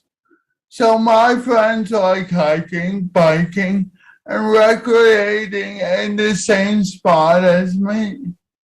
Next slide. So I started downhill skiing about 1.5 years ago, a year and a half ago, during the pandemic, through an organization out of Canmore, Alberta, Rocky Mountain Adaptive. They do most of their experiences out of Banff National Park and other nearby provincial parks. And they work hard to recreate in the same places as others. So friends can have fun together. They allow me to ski with my friends, which is the most important thing to me. That's why I started skiing, not just so I could ski, so I could have a ski day in the mountains with my friends. Can you roll the video? So here I am skiing at Sunshine Village in Banff National Park. And here you'll see other skiers skiing on the same run as me. I do not want to be secluded to my own run for people with disabilities. So that's why it's so important to making our parks accessible, integrated in with all their ski runs and trails, so that those with disabilities don't feel isolated. They can recreate in the same place as everyone else. And you can stop the video and advance to the next one. So what does the vision of a park for all really look like?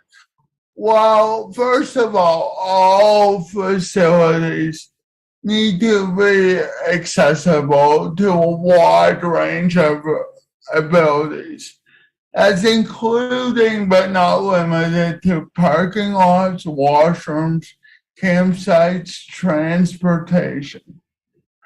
And here's the kicker, and most important to me, is a trail system or ski hill catering to all abilities integrated into the same area.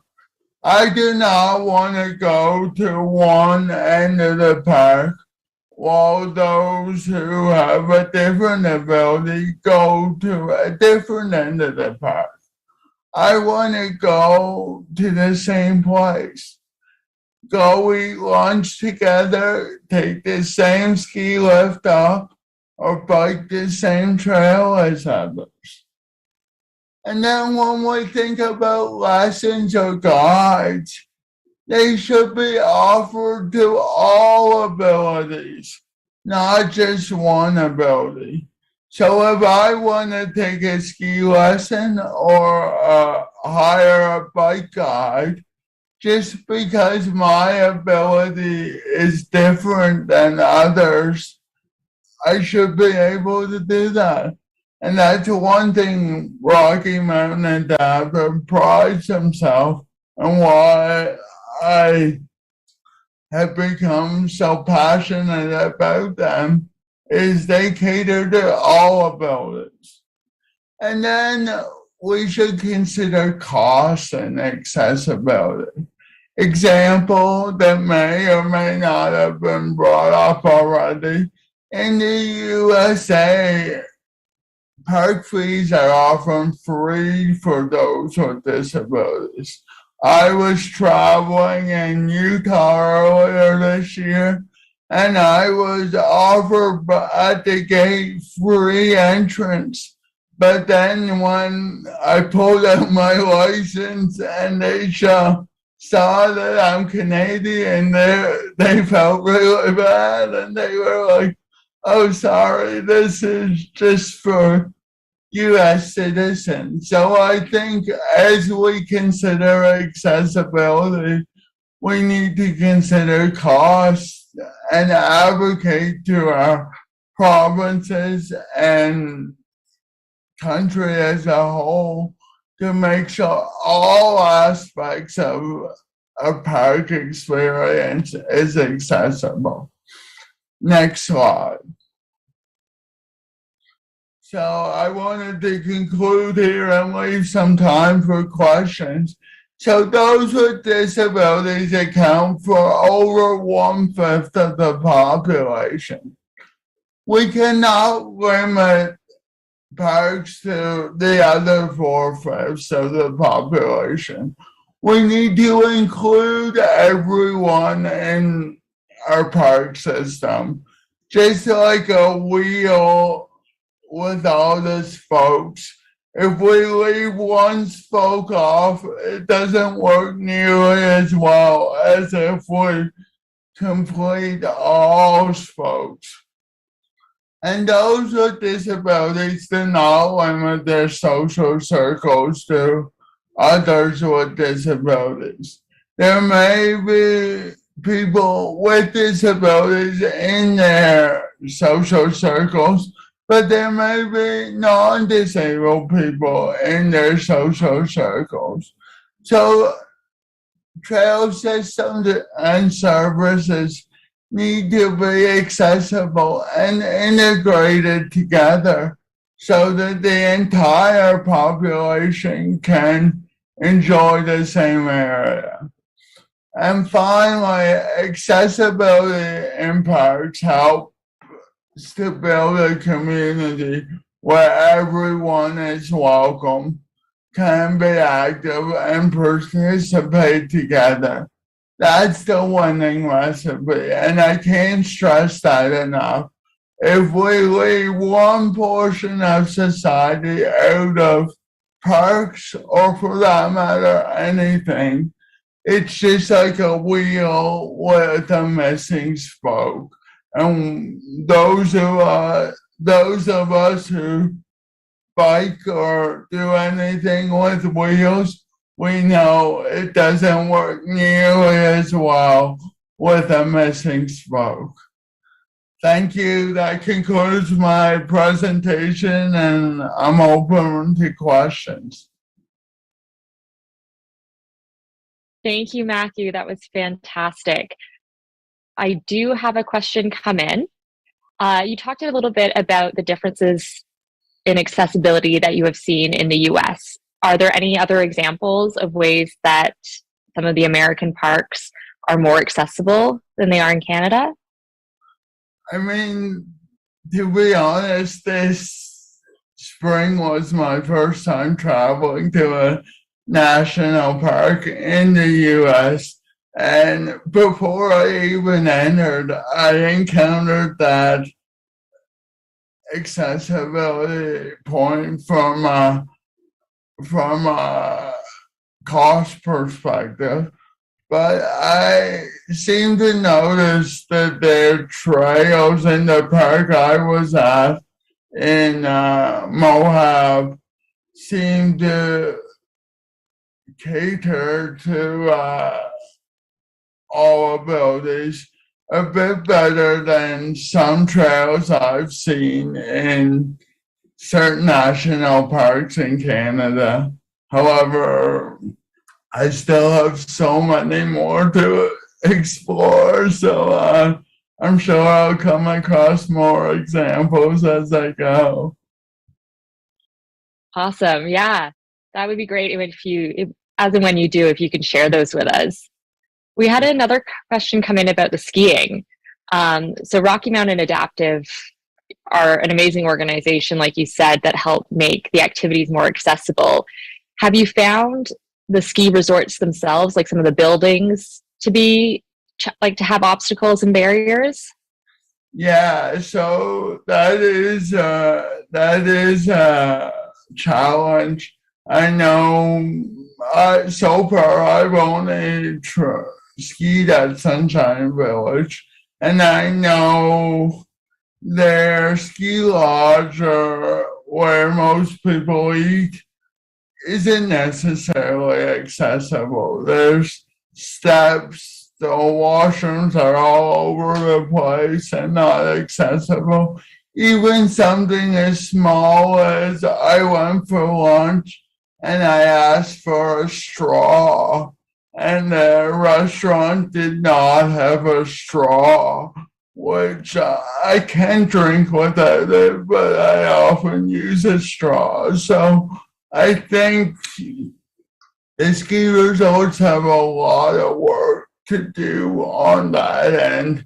While they may pride themselves in including all on the ski hill, those people need to use the washroom just like everyone else. So I think we need to look broader than just the ski hill and make sure all services, like I said in my presentation, right from transportation to facilities, are accessible.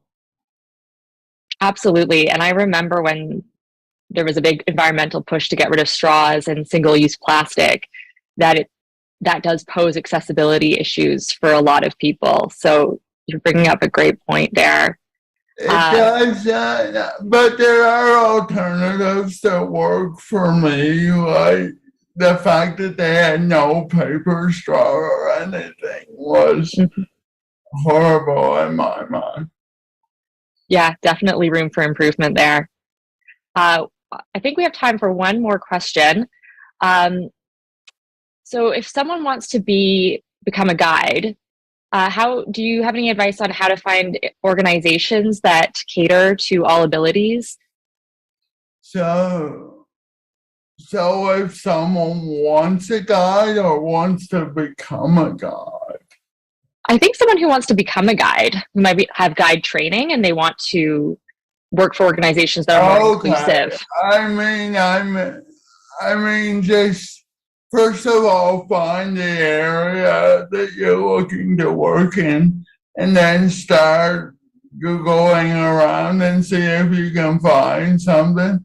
And if you can find something in that area, I would encourage them to contact someone like Rocky Mountain Adaptive or another organization that does cater to that community.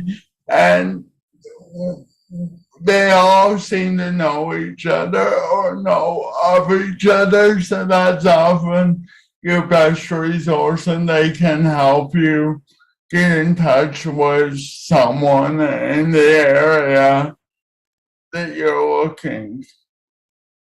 Wonderful. Thank you so much, Matthew. I think that's all we have time for today. Thank you so much. I'll just take a minute in case our interpreters need to swap out. Our next speaker is Leah Riddell. Leah is a bilingual deaf interpreter who educates individuals, small businesses, and corporations about inclusive communication strategies through her Signable Vision Inc. business. Leah is also a consultant, trainer, sign language instructor, artist, and advocate for inclusion, striving for access for all, everyone wins. Welcome, Leah. Thank you very much for having me here today. I am, with respect and gratitude, I operate here on the shared, unceded territory of the Anishinaabe, Haudenosaunee, and the Huron-Wendat nations, originally known as Cataraqui, and now known as Kingston. I honor their cultures, traditions, and languages. Inclusive communication is a passion for me. Next slide, please. Hello, I'm a white woman with short brown hair, wearing an orange V-neck shirt. I'm wearing glasses with blue frame. They're new glasses for me, so I'm still getting used to them. I use the pronouns she and her. My name is Leah Riddell, and I am a bilingual deaf entrepreneur who founded my business, Signable Vision Incorporated, and I teach individuals, small businesses, and larger corporations inclusive communication strategies across Canada. The slide shows 3 images of illustrated samples of these services. So how does this work for businesses? I come to employers' businesses to observe and evaluate their staff. I then consult with the employer regarding what they're doing right, and I provide feedback on opportunities they have to improve. I coach them through scenarios of how to communicate with peers or customers successfully. And then I provide training for their staff. I empower businesses to create deeper, more inclusive client experience and space. And they learn basic sign languages as well. Now, there's many benefits and reasons why this is important, but that's a topic for another time. If you're interested, you can follow me on social media or see me at my website. Anyways, through personal experience, I teach that communication is not one way and is not always speaking and listening. And what sets me apart from other businesses is my personal story of being faced with a lack of accessibility and stepping up myself to work to solve this widespread problem. My methods are fun and approachable, and don't worry, I don't bite. I really want everyone to understand different perspectives and to do better. Next slide, please.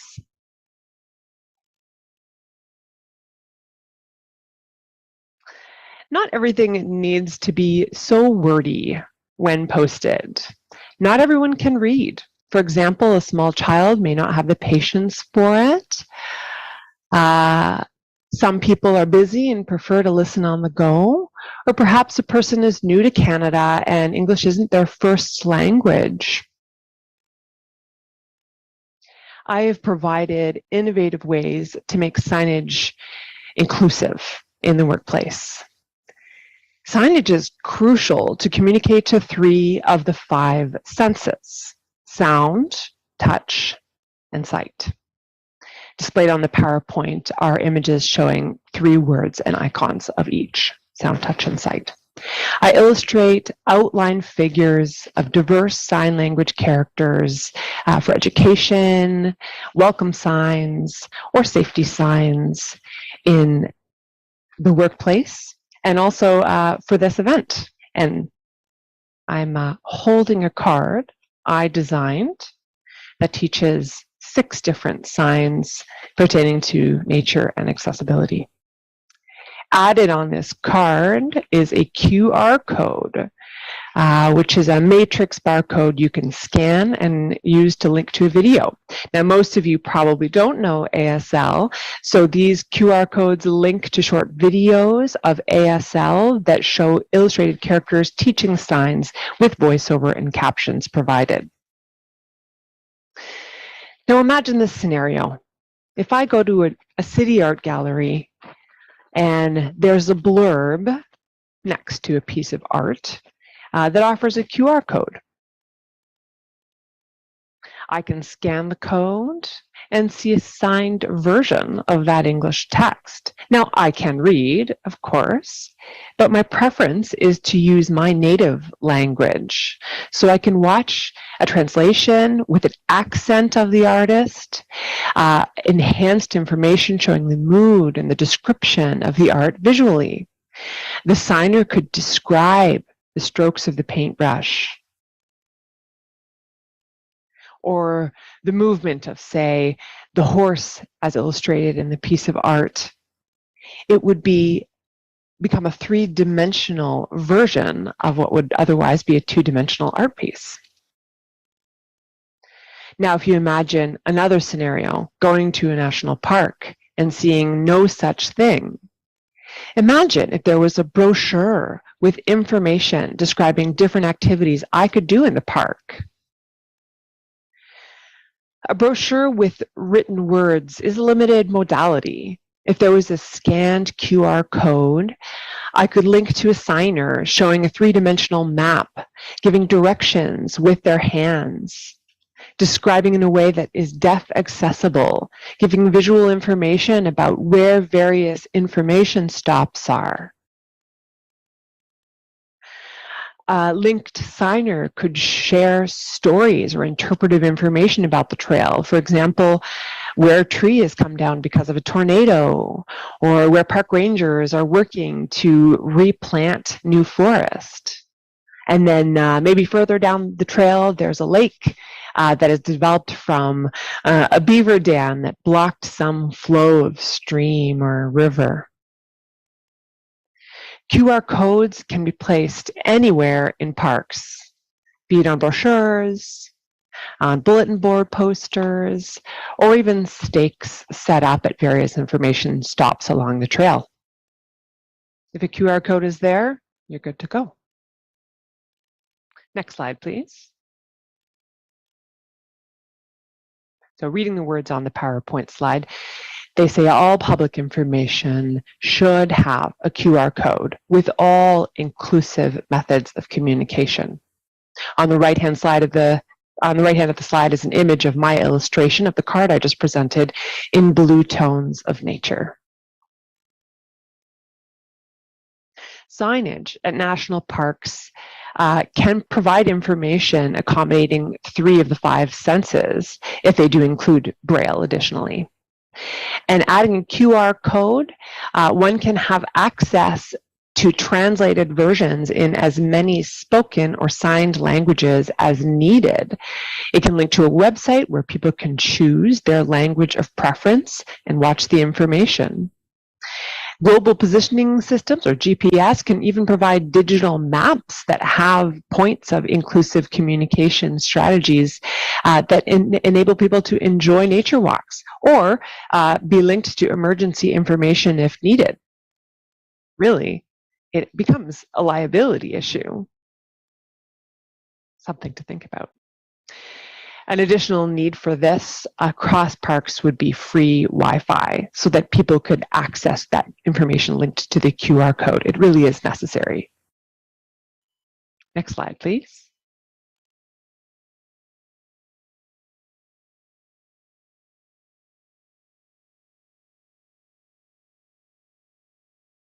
I've got my notes mixed up here. Just one moment.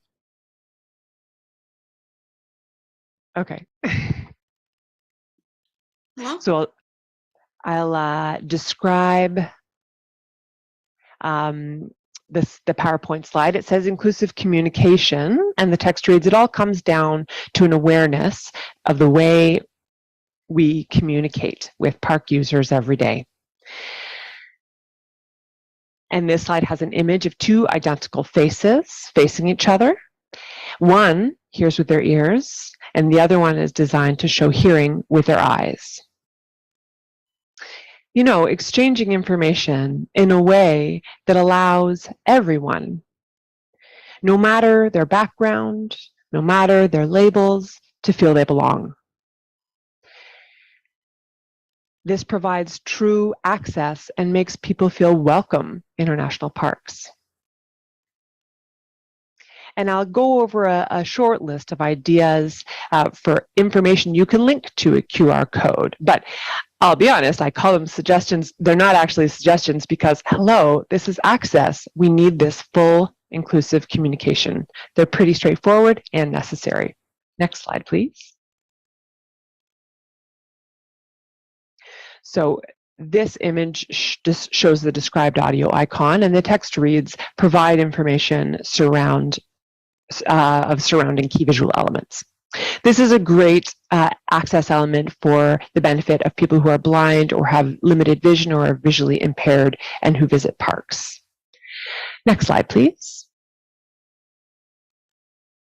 This slide shows the closed caption icon, and the text reads, processes of displaying text on a video screen to provide additional or interpretive information. So this helps with dialogue that is spoken perhaps quite quickly or with accents. Perhaps it's mumbled or there's background noise that's interfering. Closed captions can provide clearer access that way. Next slide, please.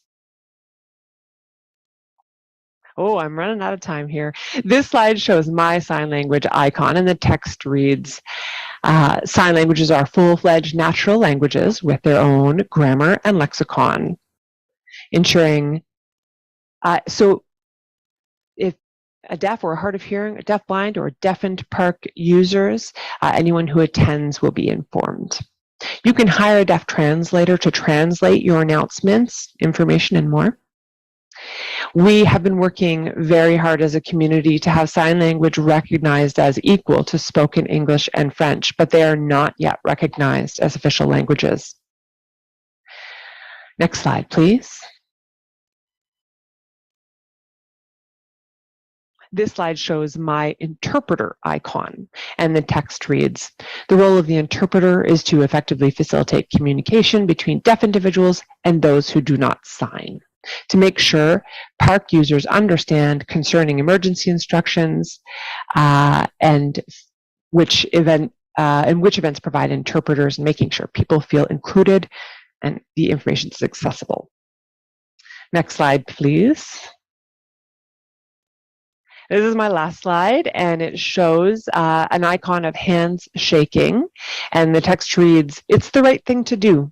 Communication equality is a basic human right. Deaf people must have access to the same information hearing people have. It's important that parks best meet the needs of a diverse population of consumers. It would make attending parks more equitable, less stressful, and more enjoyable for deaf individuals. I'm a consultant, trainer, sign language instructor, artist, and advocate for inclusion. I strive for the philosophy, access for all, everyone wins. And you should too. Thank you. I know our time has nearly run out, so perhaps if there are questions, they can be sent to me at a later time. My email address is info, I-N-F-O, at signablevision.com. Vision is spelled with a 5, replacing the S. To learn more. Thank you. Thank you, Leah. We do have time for one question if you're up for it.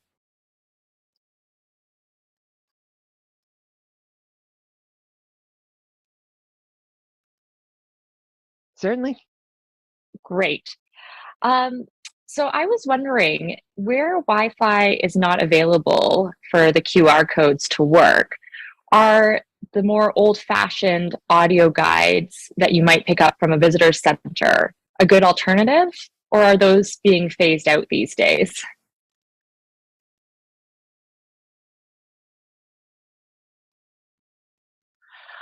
I wouldn't say replace, but I'd say provide options. Make sure those remain available if Wi-Fi is limited, and it's better more options than less. Absolutely. And I do have one more question. With the technology of QR codes and the accessibility options that provides, are QR codes that link to ASL videos a good alternative to having a live ASL interpreter available at the park? Or, should we be striving for that gold standard of having a live ASL interpreter in all the parks?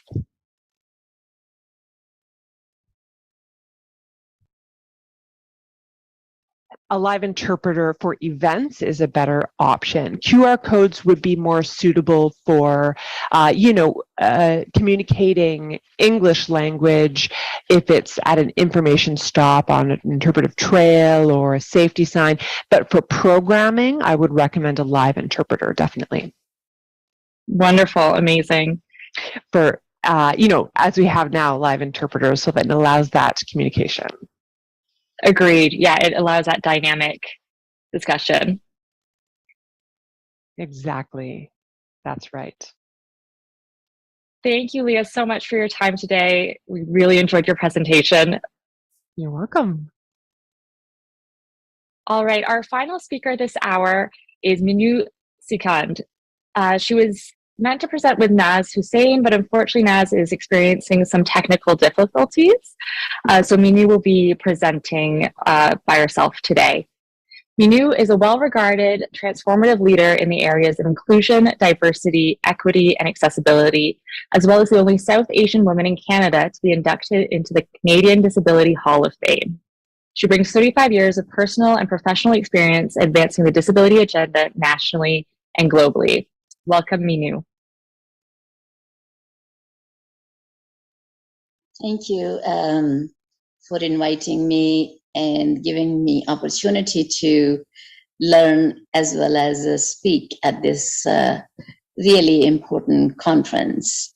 It is unfortunate that my co-presenter, Naz Hussain, is not able to join due to some accessibility issues. I'll try to do justice to her narrative, but let's see, maybe I'm still hopeful that she may be able to join via phone later on.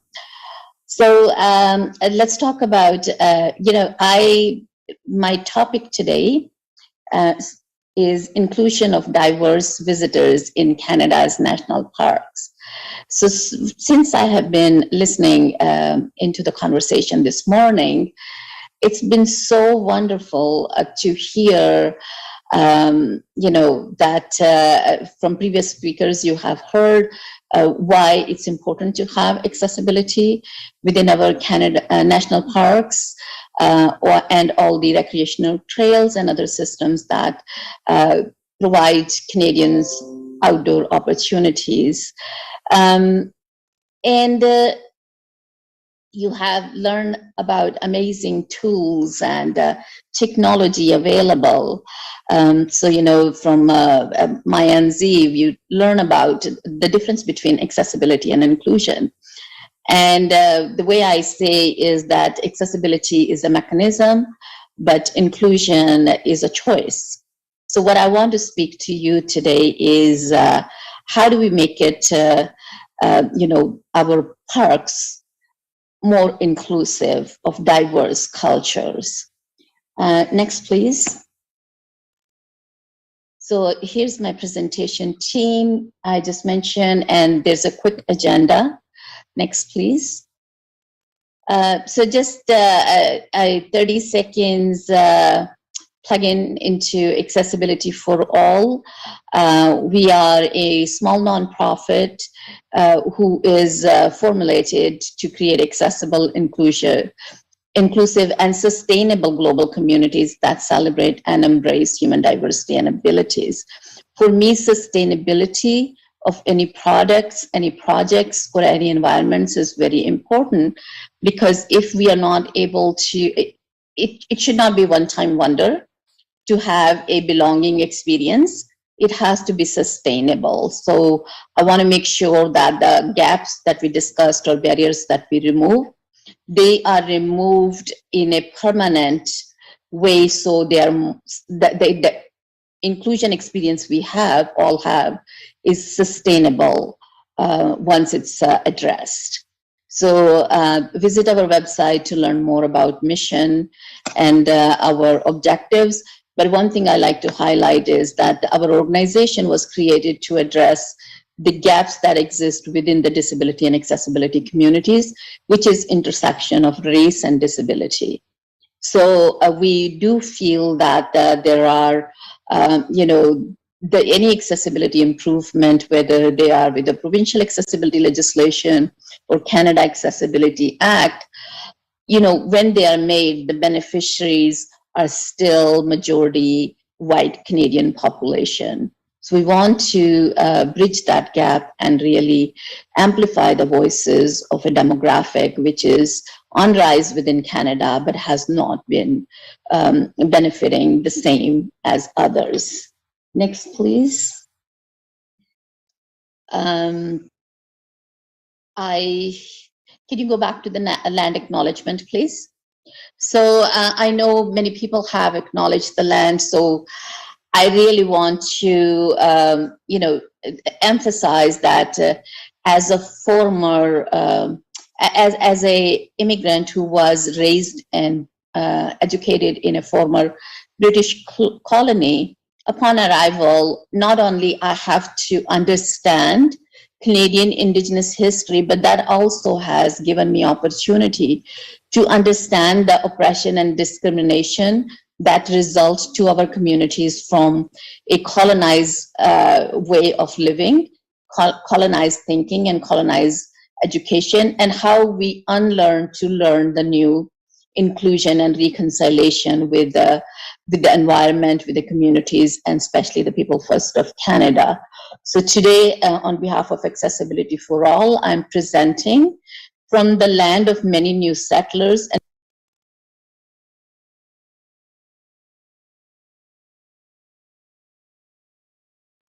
While attempting to access and enjoy the raw beauty of their adopted homeland. And for this presentation, the framework I will be using is IDEA, which is Inclusion, Diversity, Equity, and Accessibility Lens. Next, please.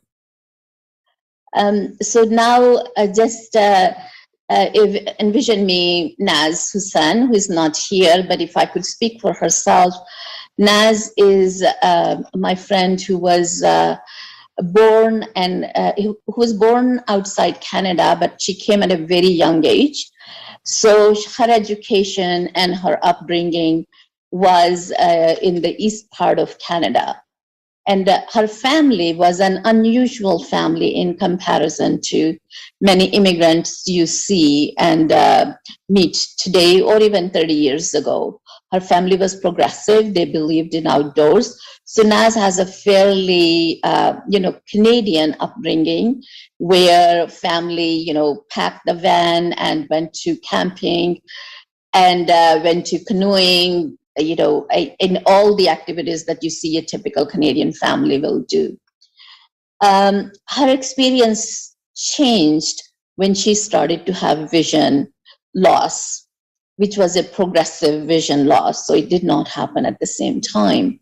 And at that time, she started to experience that how suddenly she and her family both were having difficulty in accessing the same lifestyle which they have taken for granted.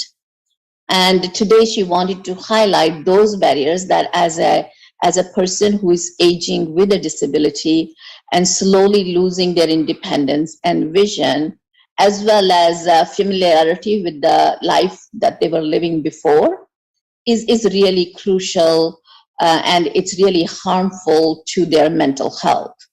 So people with vision loss, if they're not able to join other family members, or they're not able to integrate, I think Matthew talked about creating integrated experiences where able-bodied and disabled folks can jointly, enjoy what Parks and Recreation has to offer to them. And that is really important from a multi-generational families, because many of us, if not friends, at least we go out with our family, which could be multi-generational.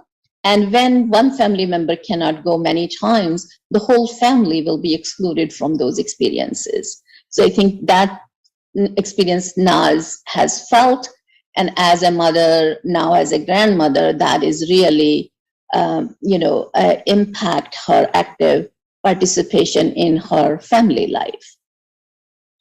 As a recommendation, what I learned from Naz as a very young senior, and with a progressive vision loss, that if she goes out, she concerns for her safety as a woman. She also concerned for not finding the caregiver within her community who are willing to accompany her to such adventures, because they themselves may not be equipped to handle this. So just remember these points. I'm going to address that a little bit later. So some of his recommendations, jive with what the previous presenter has mentioned, using QR code, artificial intelligence, audio clues, making signage more visible, and also lighting is a huge concern for seniors, women, as well as somebody with a low vision. And we know that sometimes the lighting within the parks is an issue, and as well as the proper signage, trails, and the information on the website is again make it very difficult to plan if it's not sufficient, and also if it's not changing, because I think one of the previous speakers did mention that once they arrived to one of the park and the accessible washroom was not working, and you find it very frustrating when you reach there. So all those recommendations, I think you are hearing it consistently. Next, please. So where I want to take you from there is, think about the Canadian population. So we heard that approximately 4.4 million Canadians who identify as having a disability. Then look at the demographics of Canada. We know that from the overall population, 22.3% of the total population identify as people who were not born in Canada. And by 2036, those numbers are expected to increase by 30%. So what I want you to think today, that when you are talking about accessibility, are you also thinking that beneficiary of those accessible initiatives who would that be? Who are the beneficiary? Is it only going to be that, the people who were born here or have lived here and familiar with the outdoor lifestyles, or the new population that is joining in, but probably their home countries or the countries they are coming from, the notion of outdoor camping, sailing, canoeing, they have not been familiar with, but then you're leaving out 30% of those population and perhaps more who are not going to be coming to our Canadian national parks and really enjoy the beauty of their new adopted homeland. But that also put us in danger of creating accessibility and not utilized by all Canadians. And then we tend to see less people and then less need for accessibility. Even though I strongly believe, even if it's one person who is excluded due to the barriers, we should create accessibility as a priority. We should make sure that accessibility by design is achieved from the beginning. Not a single Canadian should be excluded due to their abilities or disabilities. But then I'm also asking you today to think about inclusion of those who may not be familiar and all the, all the progress you have made. I was in awe in this morning when I heard Lawrence talking about being blind and going to expedition and being so active in so many outdoor activities. I think those kind of the role models you have to share with the ethnic community, racialized communities who are not familiar with these, but also they need to see some role models that represent them. So whether that is an intersection of disability or intersection of race, we need to create those buddy system to make sure that all Canadians, regardless of their race, gender, and ethnic origin, are able to join this progress that you will be making through by making Canada's national parks accessible. So what my recommendations are, that we need to be looking at promoting the progress in perhaps not only in English media, English channels, but also reach out to different media channels where ethnic communities are listening to, or perhaps join hands with the newcomer settlement agencies. So it's not only disability organizations have this information, but also newcomer settlement agencies have this information available so you can share it with new Canadians. And also because some of these camping experiences are so unique, that perhaps we need to create a buddy system for new Canadians coming in. So first 3 years, not only they get to go to free, to all the parks in Canada as an incentive, but also a buddy system in place where somebody can show them how to set up a tent, how to canoe, and how to, use an adaptive canoe is even one more level of accessibility that will create inclusion among these communities. And guess what? You have a really important return on your investment, because now 30% of that population who is newly joined Canada, and especially international students who are coming here, they would love to do staycation. So just giving a staycation credit may not be enough. You may need to create some incentives to attract those communities. So I'm looking forward to your continued work, fill out surveys, be part of the advisory committee, but I'm also really hoping that this journey will be inclusive and will be equitable for diverse communities of Canada. Thank you so much. Thank you, Minu. Thank you so much for your talk today. We will collect the questions that we received and we'll send them over to you and Naz. Just being mindful of our scheduled breaks. Our team has also reached out to Naz and will coordinate recording her story and having it posted on our website. We will take a short break now, and our next session starts at 3 p.m. Eastern Standard Time. See you all soon.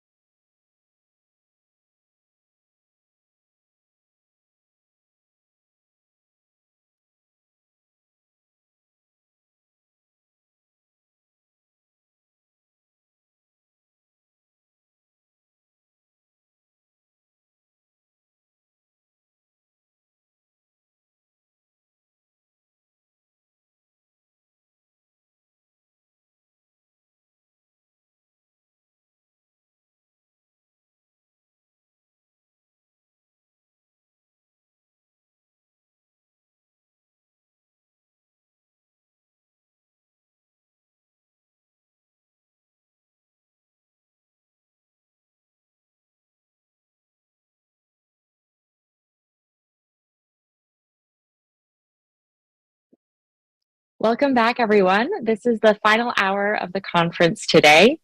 Just a reminder, information about how to submit questions and how to access French captions can be found in the chat. Our first speaker this hour is Rizwana Kandanarni. Rizwana was born with Ehlers-Danlos syndrome that limits all aspects of her life, such as mobility, vision, and the ability to live independently. She is passionate about using her limitations to spread awareness and make positive changes for people living with disabilities. Welcome, Rizwana. Thank you. Hi, I'm Rizwana, and I would definitely like to thank this platform for giving me an opportunity. And I'm going to try to stay on time. So let's see. This is Rizwana, and I would like to share the barriers I experienced at the Grand Canyon National Park. Next slide, please. The national parks are collector treasures meant to be enjoyed by everyone. Next slide.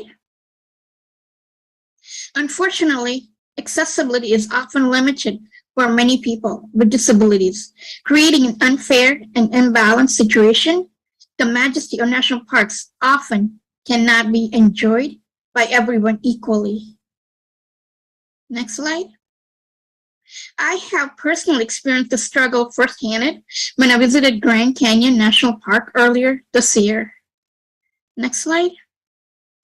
While the park itself is lovely, I still felt that the mobility as a wheelchair and crutcher user, I was always restricted, which that stifled my experience.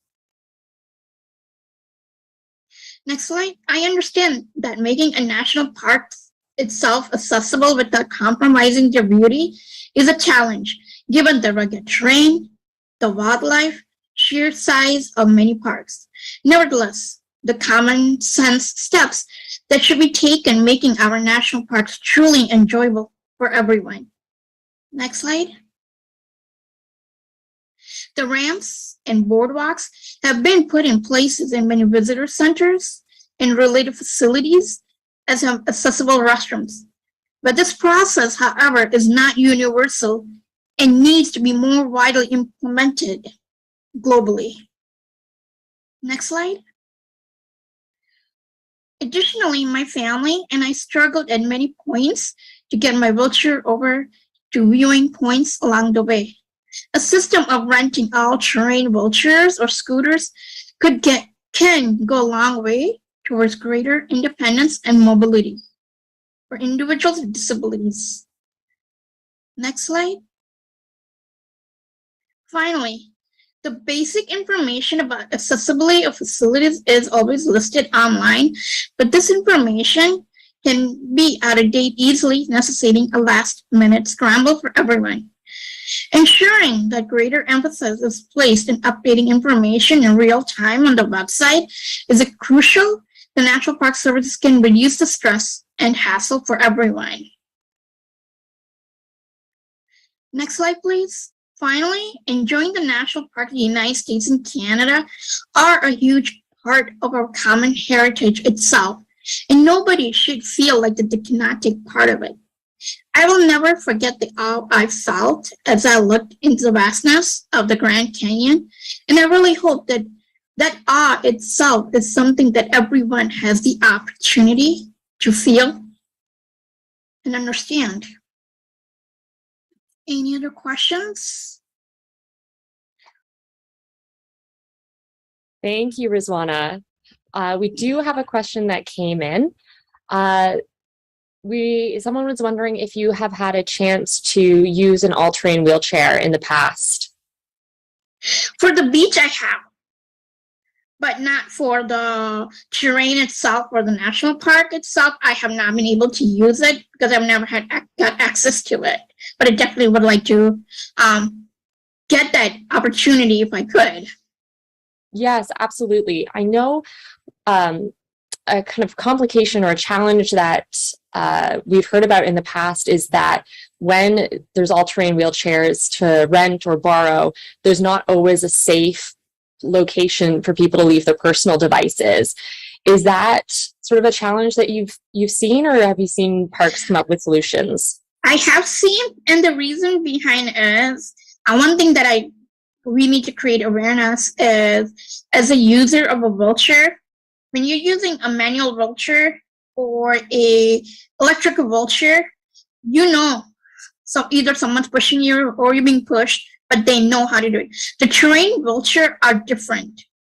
It needs an employee or someone who already has used that before, because once again, it's a terrain wheelchair, and if you use it yourself or someone, a family member who does not have an experience with that, it can become very dangerous because again, the platform is not flat and it's imbalanced, and each individual's weight is different, which can create dangers for the individual is sitting in the terrain wheelchair.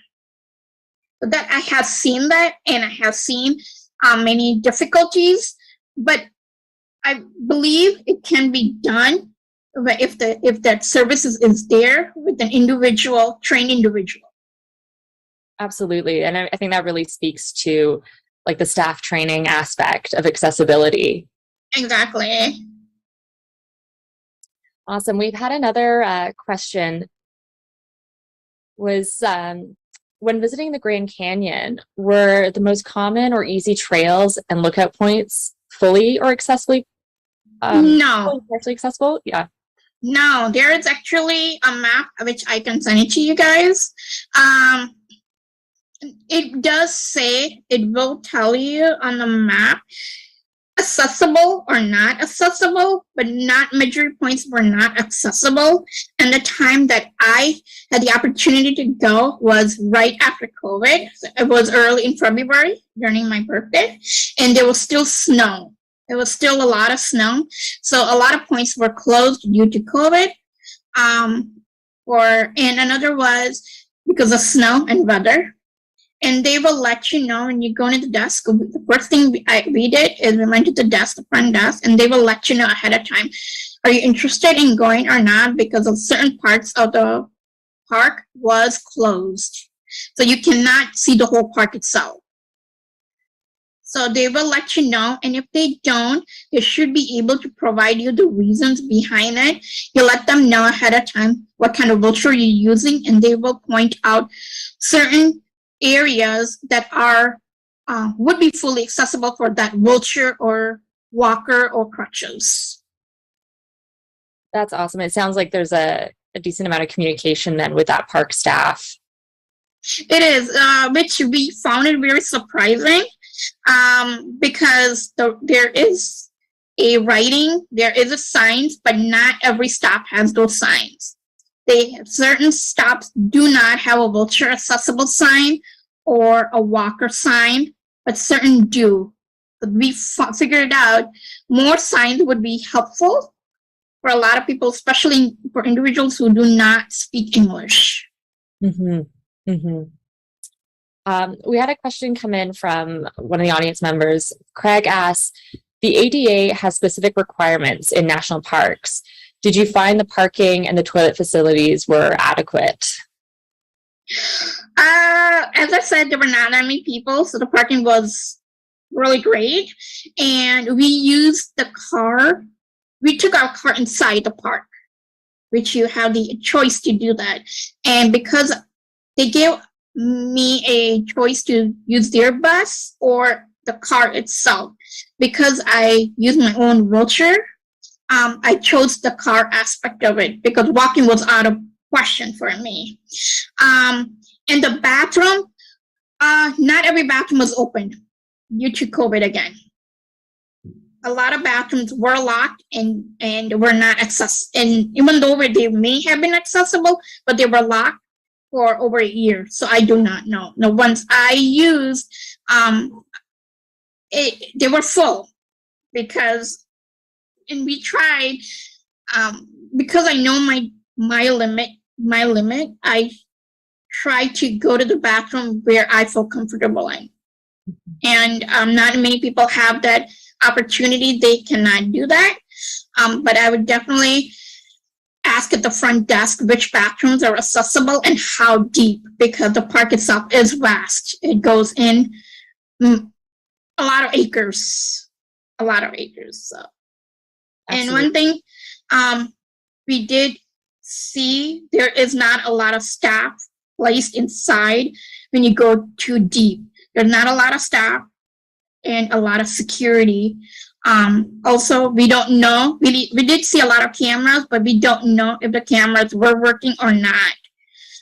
Again, we were told due to COVID, so we were taking, they told my brothers who were with me and my mom, they were responsible for me throughout the whole time. Right. Yeah. So being able to go with people is a pretty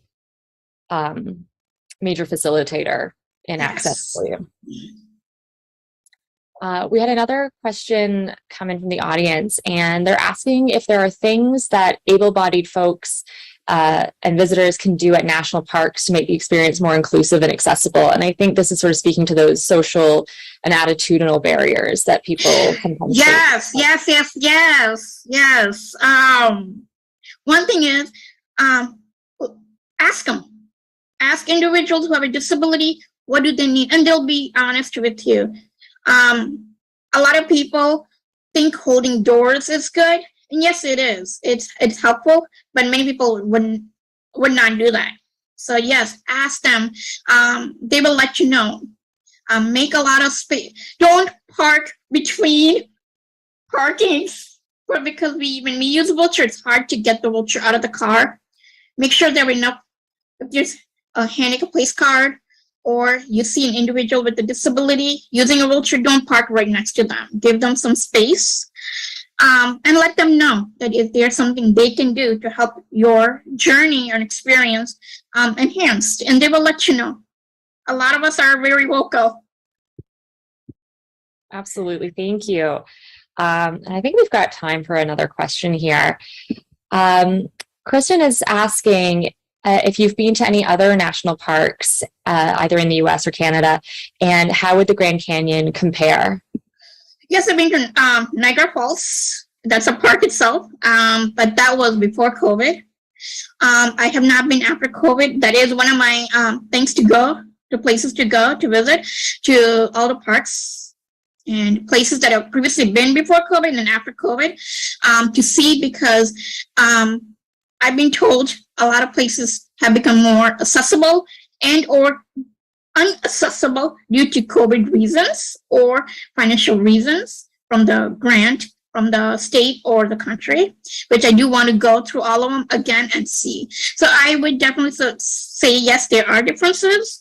At that time before COVID, Niagara Falls was, I went through New York aspect of it. So that was accessible.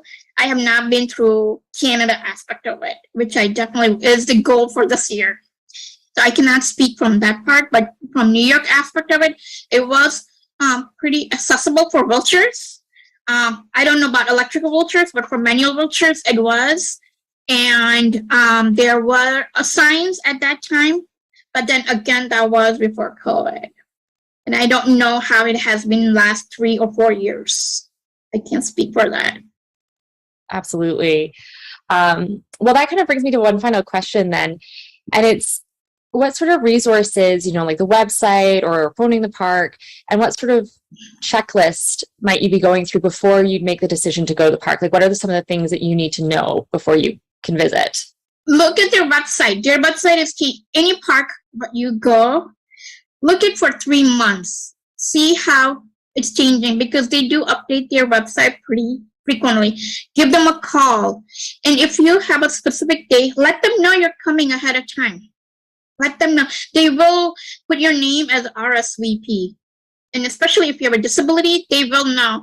They will ask you what kind of accessibility that you need. And it's better, even if they don't remember you, they will still know that they'll be aware. Some employee will be aware that you had called, you took your time to contact them and make that commitment and that network. Use that network as your strength. Contact them, email them. We did not do that, unfortunately. But we did look at their website 1 month ahead of time, and we visited their website once a week. And they were making changes. And some websites, depending on the population of that park, it does get frequently updated, but not as updated as real time, unfortunately. That's amazing. Thank you so much. These have been some amazing Thank you. ideas and suggestions for people to take away with them. I think we're running out of time, so we'll collect the rest of the questions and email them to you Thank to you. respond. Thank you. Thank you, Rizwana. All right, our next speaker this hour is Janice Neufeld. Janice is a dynamic, motivating leader and award-winning entrepreneur and CEO of Inclusive Design, or Inclusive by Design. She is a member of an international team of academic scholars leading the research and development of physical literacy enriched environmental design in conjunction with the universal design in outdoor environments. Welcome, Janice. Thank you very much. Good day, everyone. Again, my name is Janice Neufeld, and my pronouns are she, her. I am speaking to you today from the Sequoia National Heritage Site on the traditional territory of the Dene-Za people, managed by Doig River, Prophet River, and West Moberly First Nations within Treaty 8. I am a tanned white woman with glasses and long, dirty blonde hair. Today, I will be addressing the question, what does access and inclusion on trails look like? The intro image is a 3-wheel hand cycle and a 2-wheeled mountain bike on an inclusive forest trail with the Inclusive by Design logo at the top. Outdoor recreation is a key component of health and wellness, as well as tourism, and its importance has increased significantly due to the pandemic. Trails and their many variations are vital to outdoor access and are relatively easy to design in ways that promote both inclusion and levels of challenge. Next slide, please. Some key terms I'll be using today are physical literacy, enriched environmental design, and universal design. Physical literacy enriched environmental design, which provides an excellent framework for inclusion in outdoor design. Just like English literacy has components that lead to success and growth, like letters, words, spelling, and pronunciation, the components of physical literacy, which lead to success and growth, are shown in the diagram on this slide. Competence, confidence, and motivation to active participation create a virtuous cycle. This is a lifelong process which doesn't stop or shouldn't stop when a traumatic injury or disability occurs. What is important to note is that regardless of a person's ability or disability, age, culture, or gender, everyone is at varying stages in developing their physical literacy and must be met at the stage they are at. This helps increase motivation and active participation, which leads to social, mental, and physical well-being for everyone. Next slide. Another framework, which many of you may be more familiar with, is universal design. Which is the design and composition of an environment so that it can be accessed, understood, and used to the greatest extent possible by all people, regardless of their age, size, ability, or disability. Everyone uses the same routes. No one is singled out by a special accommodation. Next slide, please. What about universal versus accessible trails? Take these two examples. The picture on the left shows a universal trail being used by individuals in a wheelchair.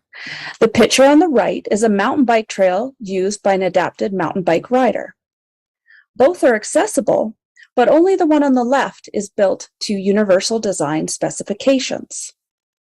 The trail on the right has removed barriers by increasing trail width, removing obstacles, and reducing side slope to ensure that an adapted mountain bike can use the trail. This trail is now accessible to an adapted mountain bike rider, but is not universally designed. Next slide, please. Inclusion is more complex than universal design or accessibility and depends on the principles being applied. So which of these trails is inclusive? On the left is a gnarly mountain bike trail ridden by an advanced adaptive mountain bike rider. On the right is a family riding two-wheeled bikes on a flat, wide rail trail next to a beautiful lake. From a universal design standpoint, the trail on the right is inclusive. Everyone can enjoy it. From a physical literacy standpoint, both are inclusive and both are exclusionary. For the hardcore adaptive mountain bike rider, the rail trail is simply not inviting.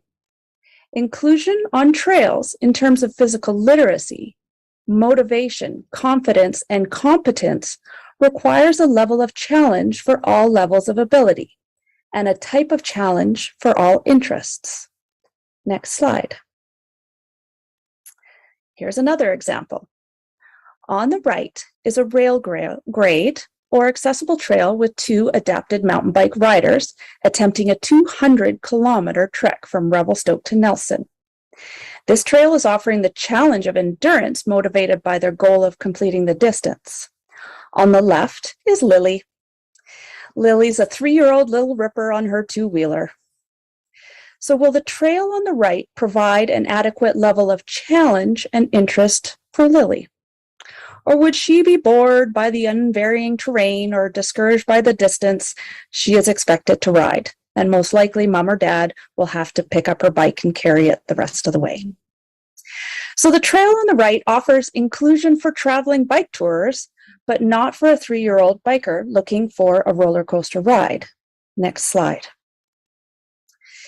This slide has two images.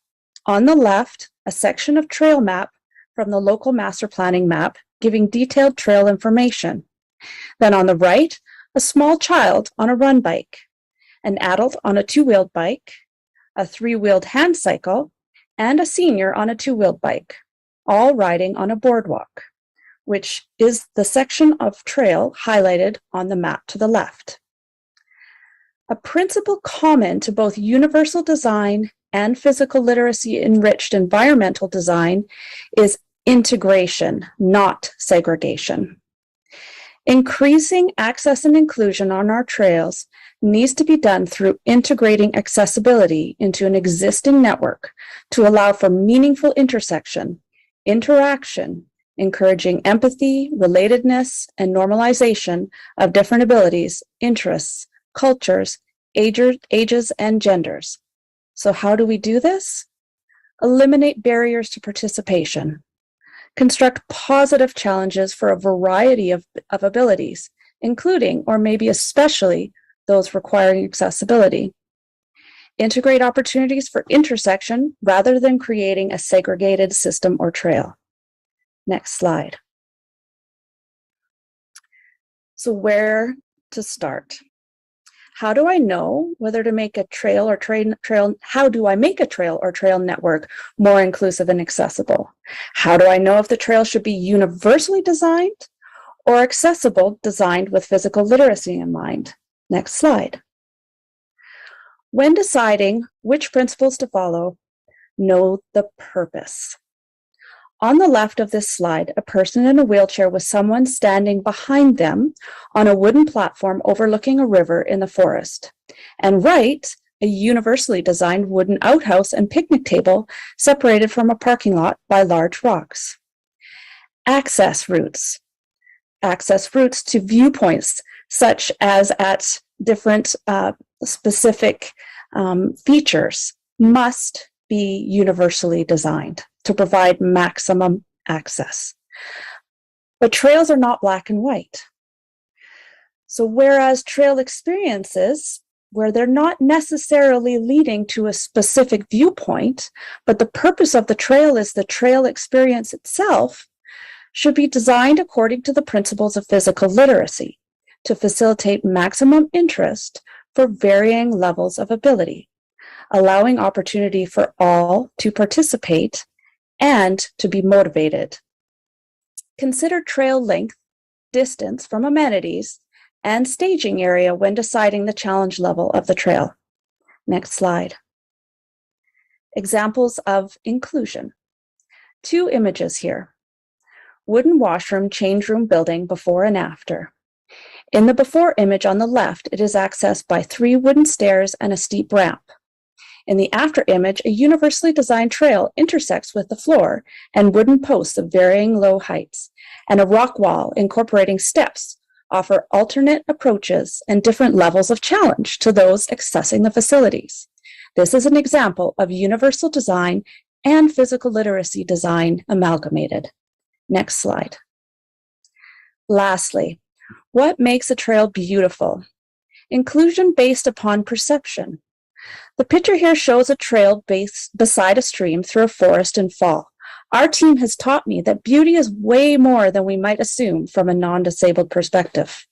For a team member who has hypersensitivities or is easily overwhelmed, the full sensory experience can make or break the moment.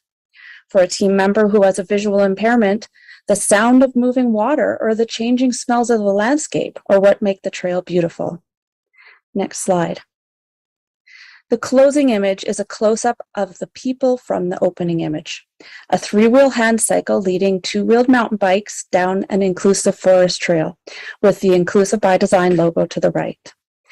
Thank you for your time and allowing me to share this physical literacy enriched environmental design way of looking at inclusion on trails. By applying these principles, we can have a framework for designing inclusive trails based on a level of challenge for all levels of ability and a type of challenge for all interests. Integrating participation and not segregating, allowing opportunities for intersection. In conclusion, to answer the question of what does accessibility look like on trails, access and inclusion is not black and white. It is a beautiful spectrum, as diverse as the many people who want to use them in their own ways, each according to their own ability and level of physical literacy. Thank you very much, and I am happy to answer any questions. Thank you, Janice. I thought that was a fabulous sentiment at the end. We do have a question that came in, and the question is, can you speak to the information people might need in order to decide if a trail is accessible to them and the challenges that they want? And where is the best place for parks to be sharing that information? Well, absolutely at trailheads and in detail and at intersections. But the key here is signage and allowing people to make the decision themselves. The simple view of a trail being accessible or not accessible is just simply not true. There's varying levels depending on what mobility device may be used. For example, if a 3-wheel hand cycle is being used, they can access a lot more trail than versus somebody who's using a off-road wheelchair. So the most important part here is having the information available at the trailhead and at intersections, saying what is the slope ahead, what is the side slope, what is the increase and decrease, what's the maximum and minimum width, is there any obstacles such as a bridge or a boardwalk that perhaps is too narrow. So really the focus here needs to be information so that individuals can make the decision based on their own level of challenge that they want to take on. Absolutely. Thank you. I know along with information, I've heard that, visuals and photos and things like that are also very helpful on the websites and stuff. Yes. Technology has been amazing at giving people additional information in that way when it's available. Yes, most definitely. And of course, specifically to adapted mountain bike trails, as that sport continues to grow exponentially, we have specific trail guidelines, green, blue, black, double black, specifically to adapted mountain bike riders, so that they know, this trail is actually meant for 3-wheel hand cycles, and they'll know exactly what to expect if it's a green, blue, or black. And we're hoping to have that pretty much standardized across Canada so that someone can travel anywhere and know, okay, that's a blue adapted mountain bike trail. I know what that's like. I can do that. That's amazing. I might ask you to expand on that later in the Slack, as that's not something that we've really come across as like a standardized system, like rating system yet in the research we've been doing. So that's fantastic if that's gaining some traction and getting used at the park locations.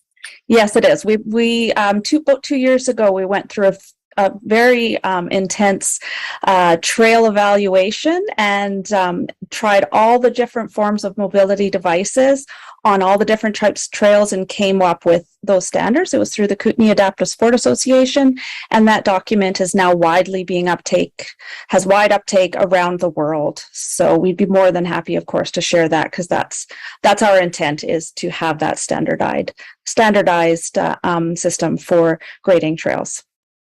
Amazing. Well, thank you so much, Janice, for your time today. I really appreciated having you here. Thank you very much for having me. Wonderful. I'll just give the interpreters a second here to switch out if they need to. All right. Our final speakers for this hour are Kari Crow, Paul Gauthier, Ian Price, and Kim Dunlop. Kari, Paul, Ian, and Kim are here from EcoWisdom, which has a number of initiatives focused on promoting a view of nature being available for all under their Accessible Nature Wellbeing program. Kari has a PhD in psychology and is co-founder of the EcoWisdom Forest Preserve. Paul is an executive director of the Individualized Funding Resource Center Society and a Paralympian. Ian is the founder of ICANN Resource Group and participant in the EcoWisdom Accessible Nature Wellbeing programs. And Kim is a registered massage and shiatsu therapist and EcoWisdom certified nature and forest therapy guide. Welcome, team, and I think I am throwing it over to Paul to begin with. Hi, my name is Paul.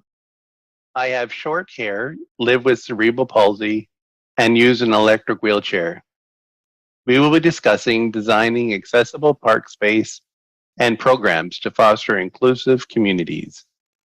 I'm so happy to be here with Kari, Ian, and Kim. We acknowledge our partners and thank our funders. Our partners are the Individualized Funding Resource Center, EcoWisdom Forest Preserve, Technology for Living, and Derby University. Our funders are the TD Park People Grant and the Canada Healthy Communities Initiative Grant. Next slide. Access to national parks is essential for the physical, social, emotional, and spiritual well-being of everyone. And this includes people living with disabilities and or chronic illness.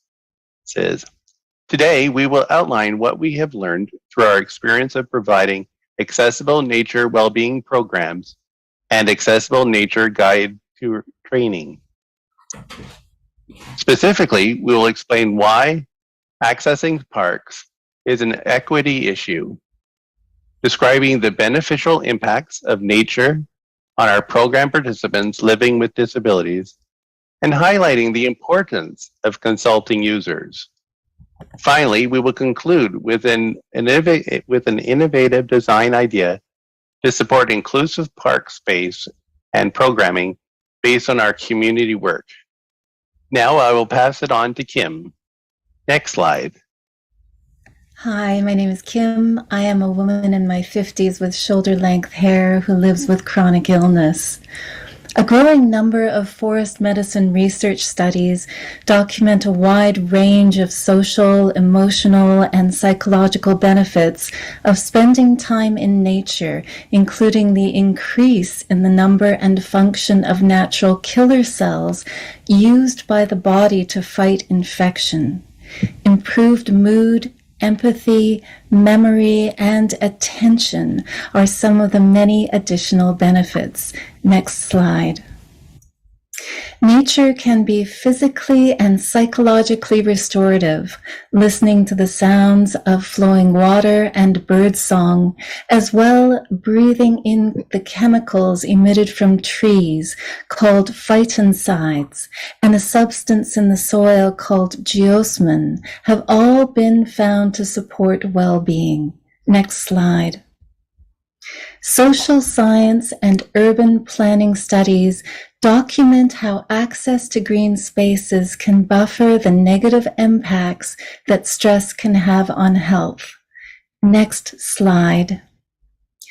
Research also shows that certain populations do not have easy access to such green spaces, including people living in poverty, which disproportionately includes, for example, people living with disabilities or chronic illnesses, new immigrants, and those who identify as Black, Indigenous, or people of color. People with disabilities have not had equal opportunity to enjoy and benefit from all that parks are meant to offer. Access to parks is therefore an equity issue. Next slide. The pandemic has made these inequities even more stark.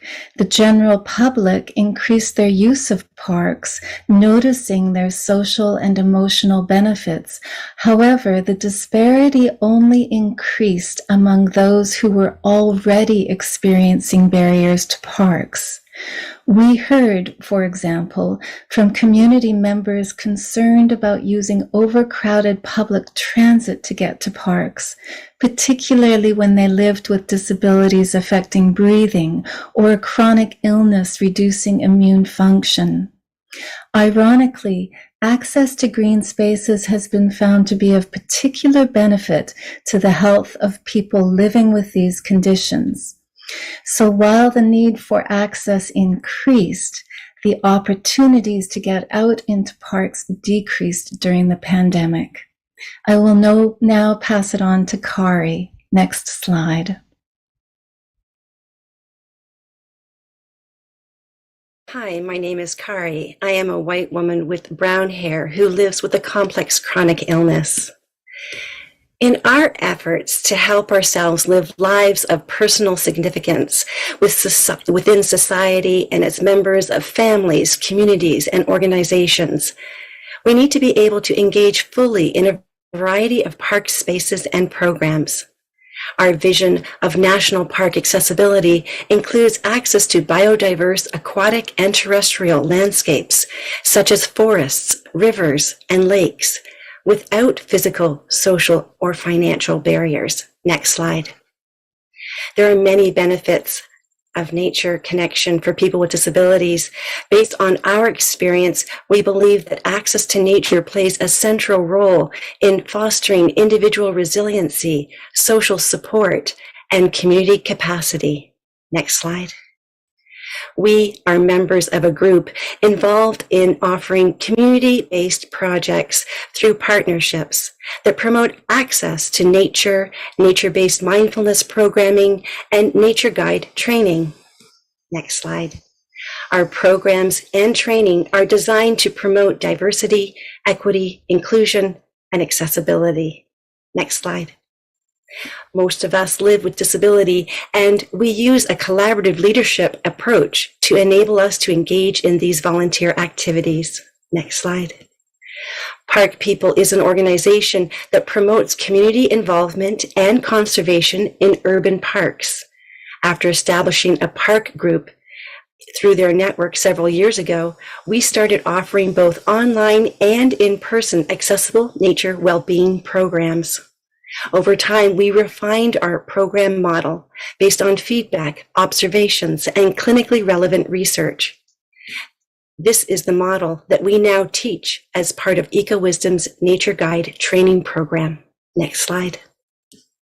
Ultimately, we aim to inspire people to get out into parks and engage in or lead park programs as much as possible.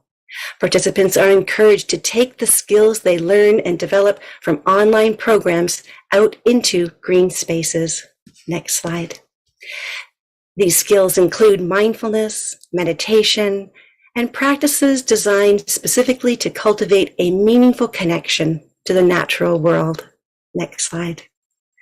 We have witnessed that these programs can provide an incredibly powerful form of peer support. Participant surveys from our accessible nature well-being programs illustrate a range of beneficial impacts. One disabled participant stated, "I became relaxed, cheerful and hopeful, and my pain subsided.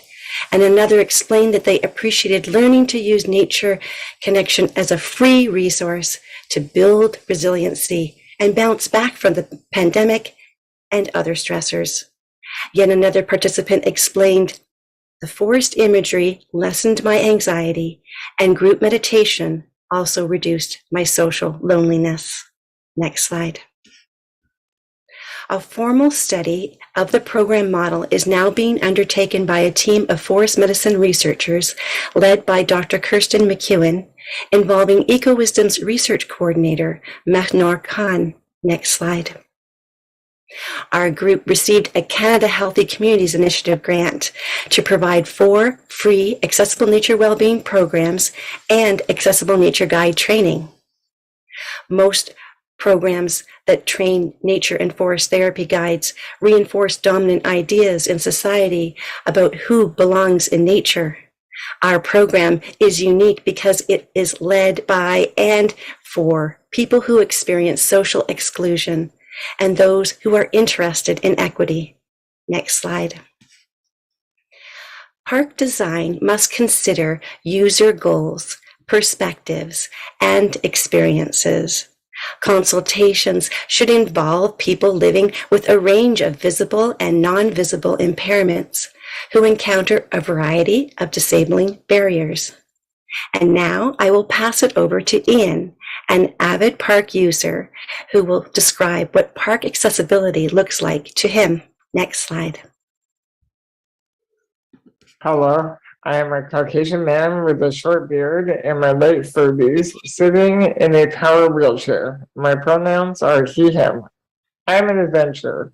I have traveled the world and have spent time in parks across British Columbia and Canada, including Banff, Lake Louise, and Jasper.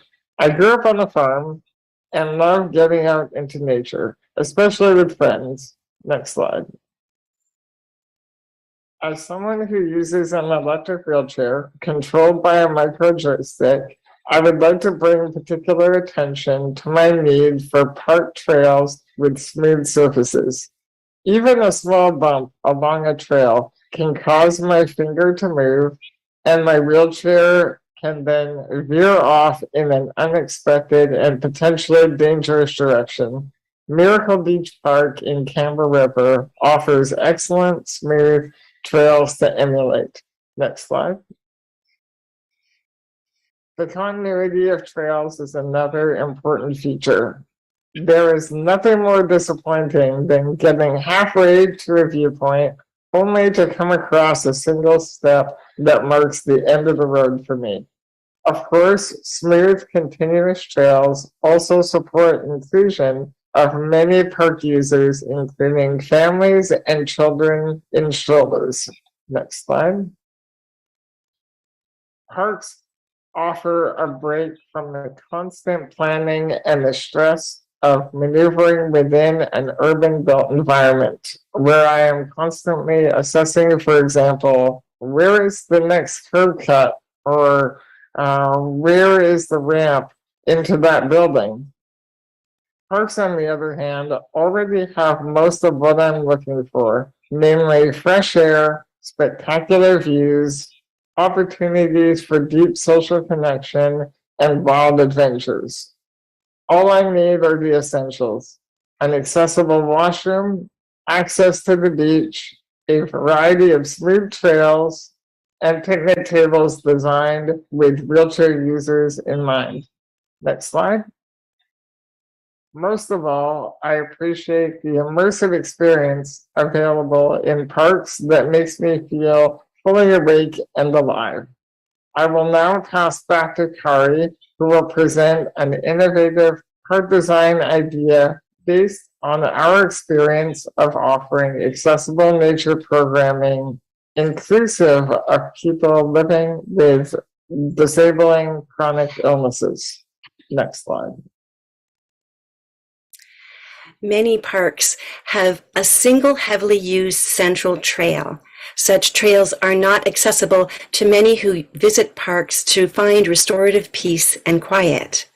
As someone who lives with complex chronic illness, I have used a variety of mobility devices, including cane, electric scooter, and wheelchair. I have also used musician earplugs and double sunglasses to reduce auditory and visual stimuli.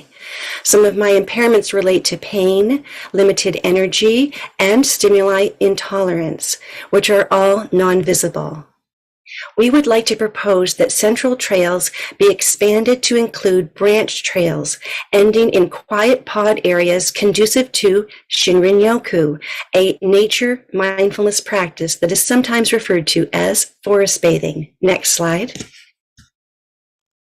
We propose that each pod area would have soothing nature soundscapes, a few plants and trees for multisensory exploration, seating and reclining options for people with low energy, space for mobility device users to move freely, and signage describing Shinrin-yoku, its benefits, and techniques. Next slide.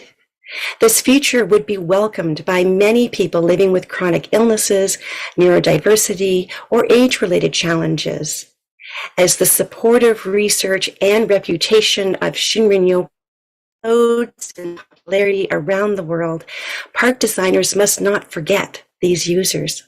We recognize that these are initial ideas and hope they pass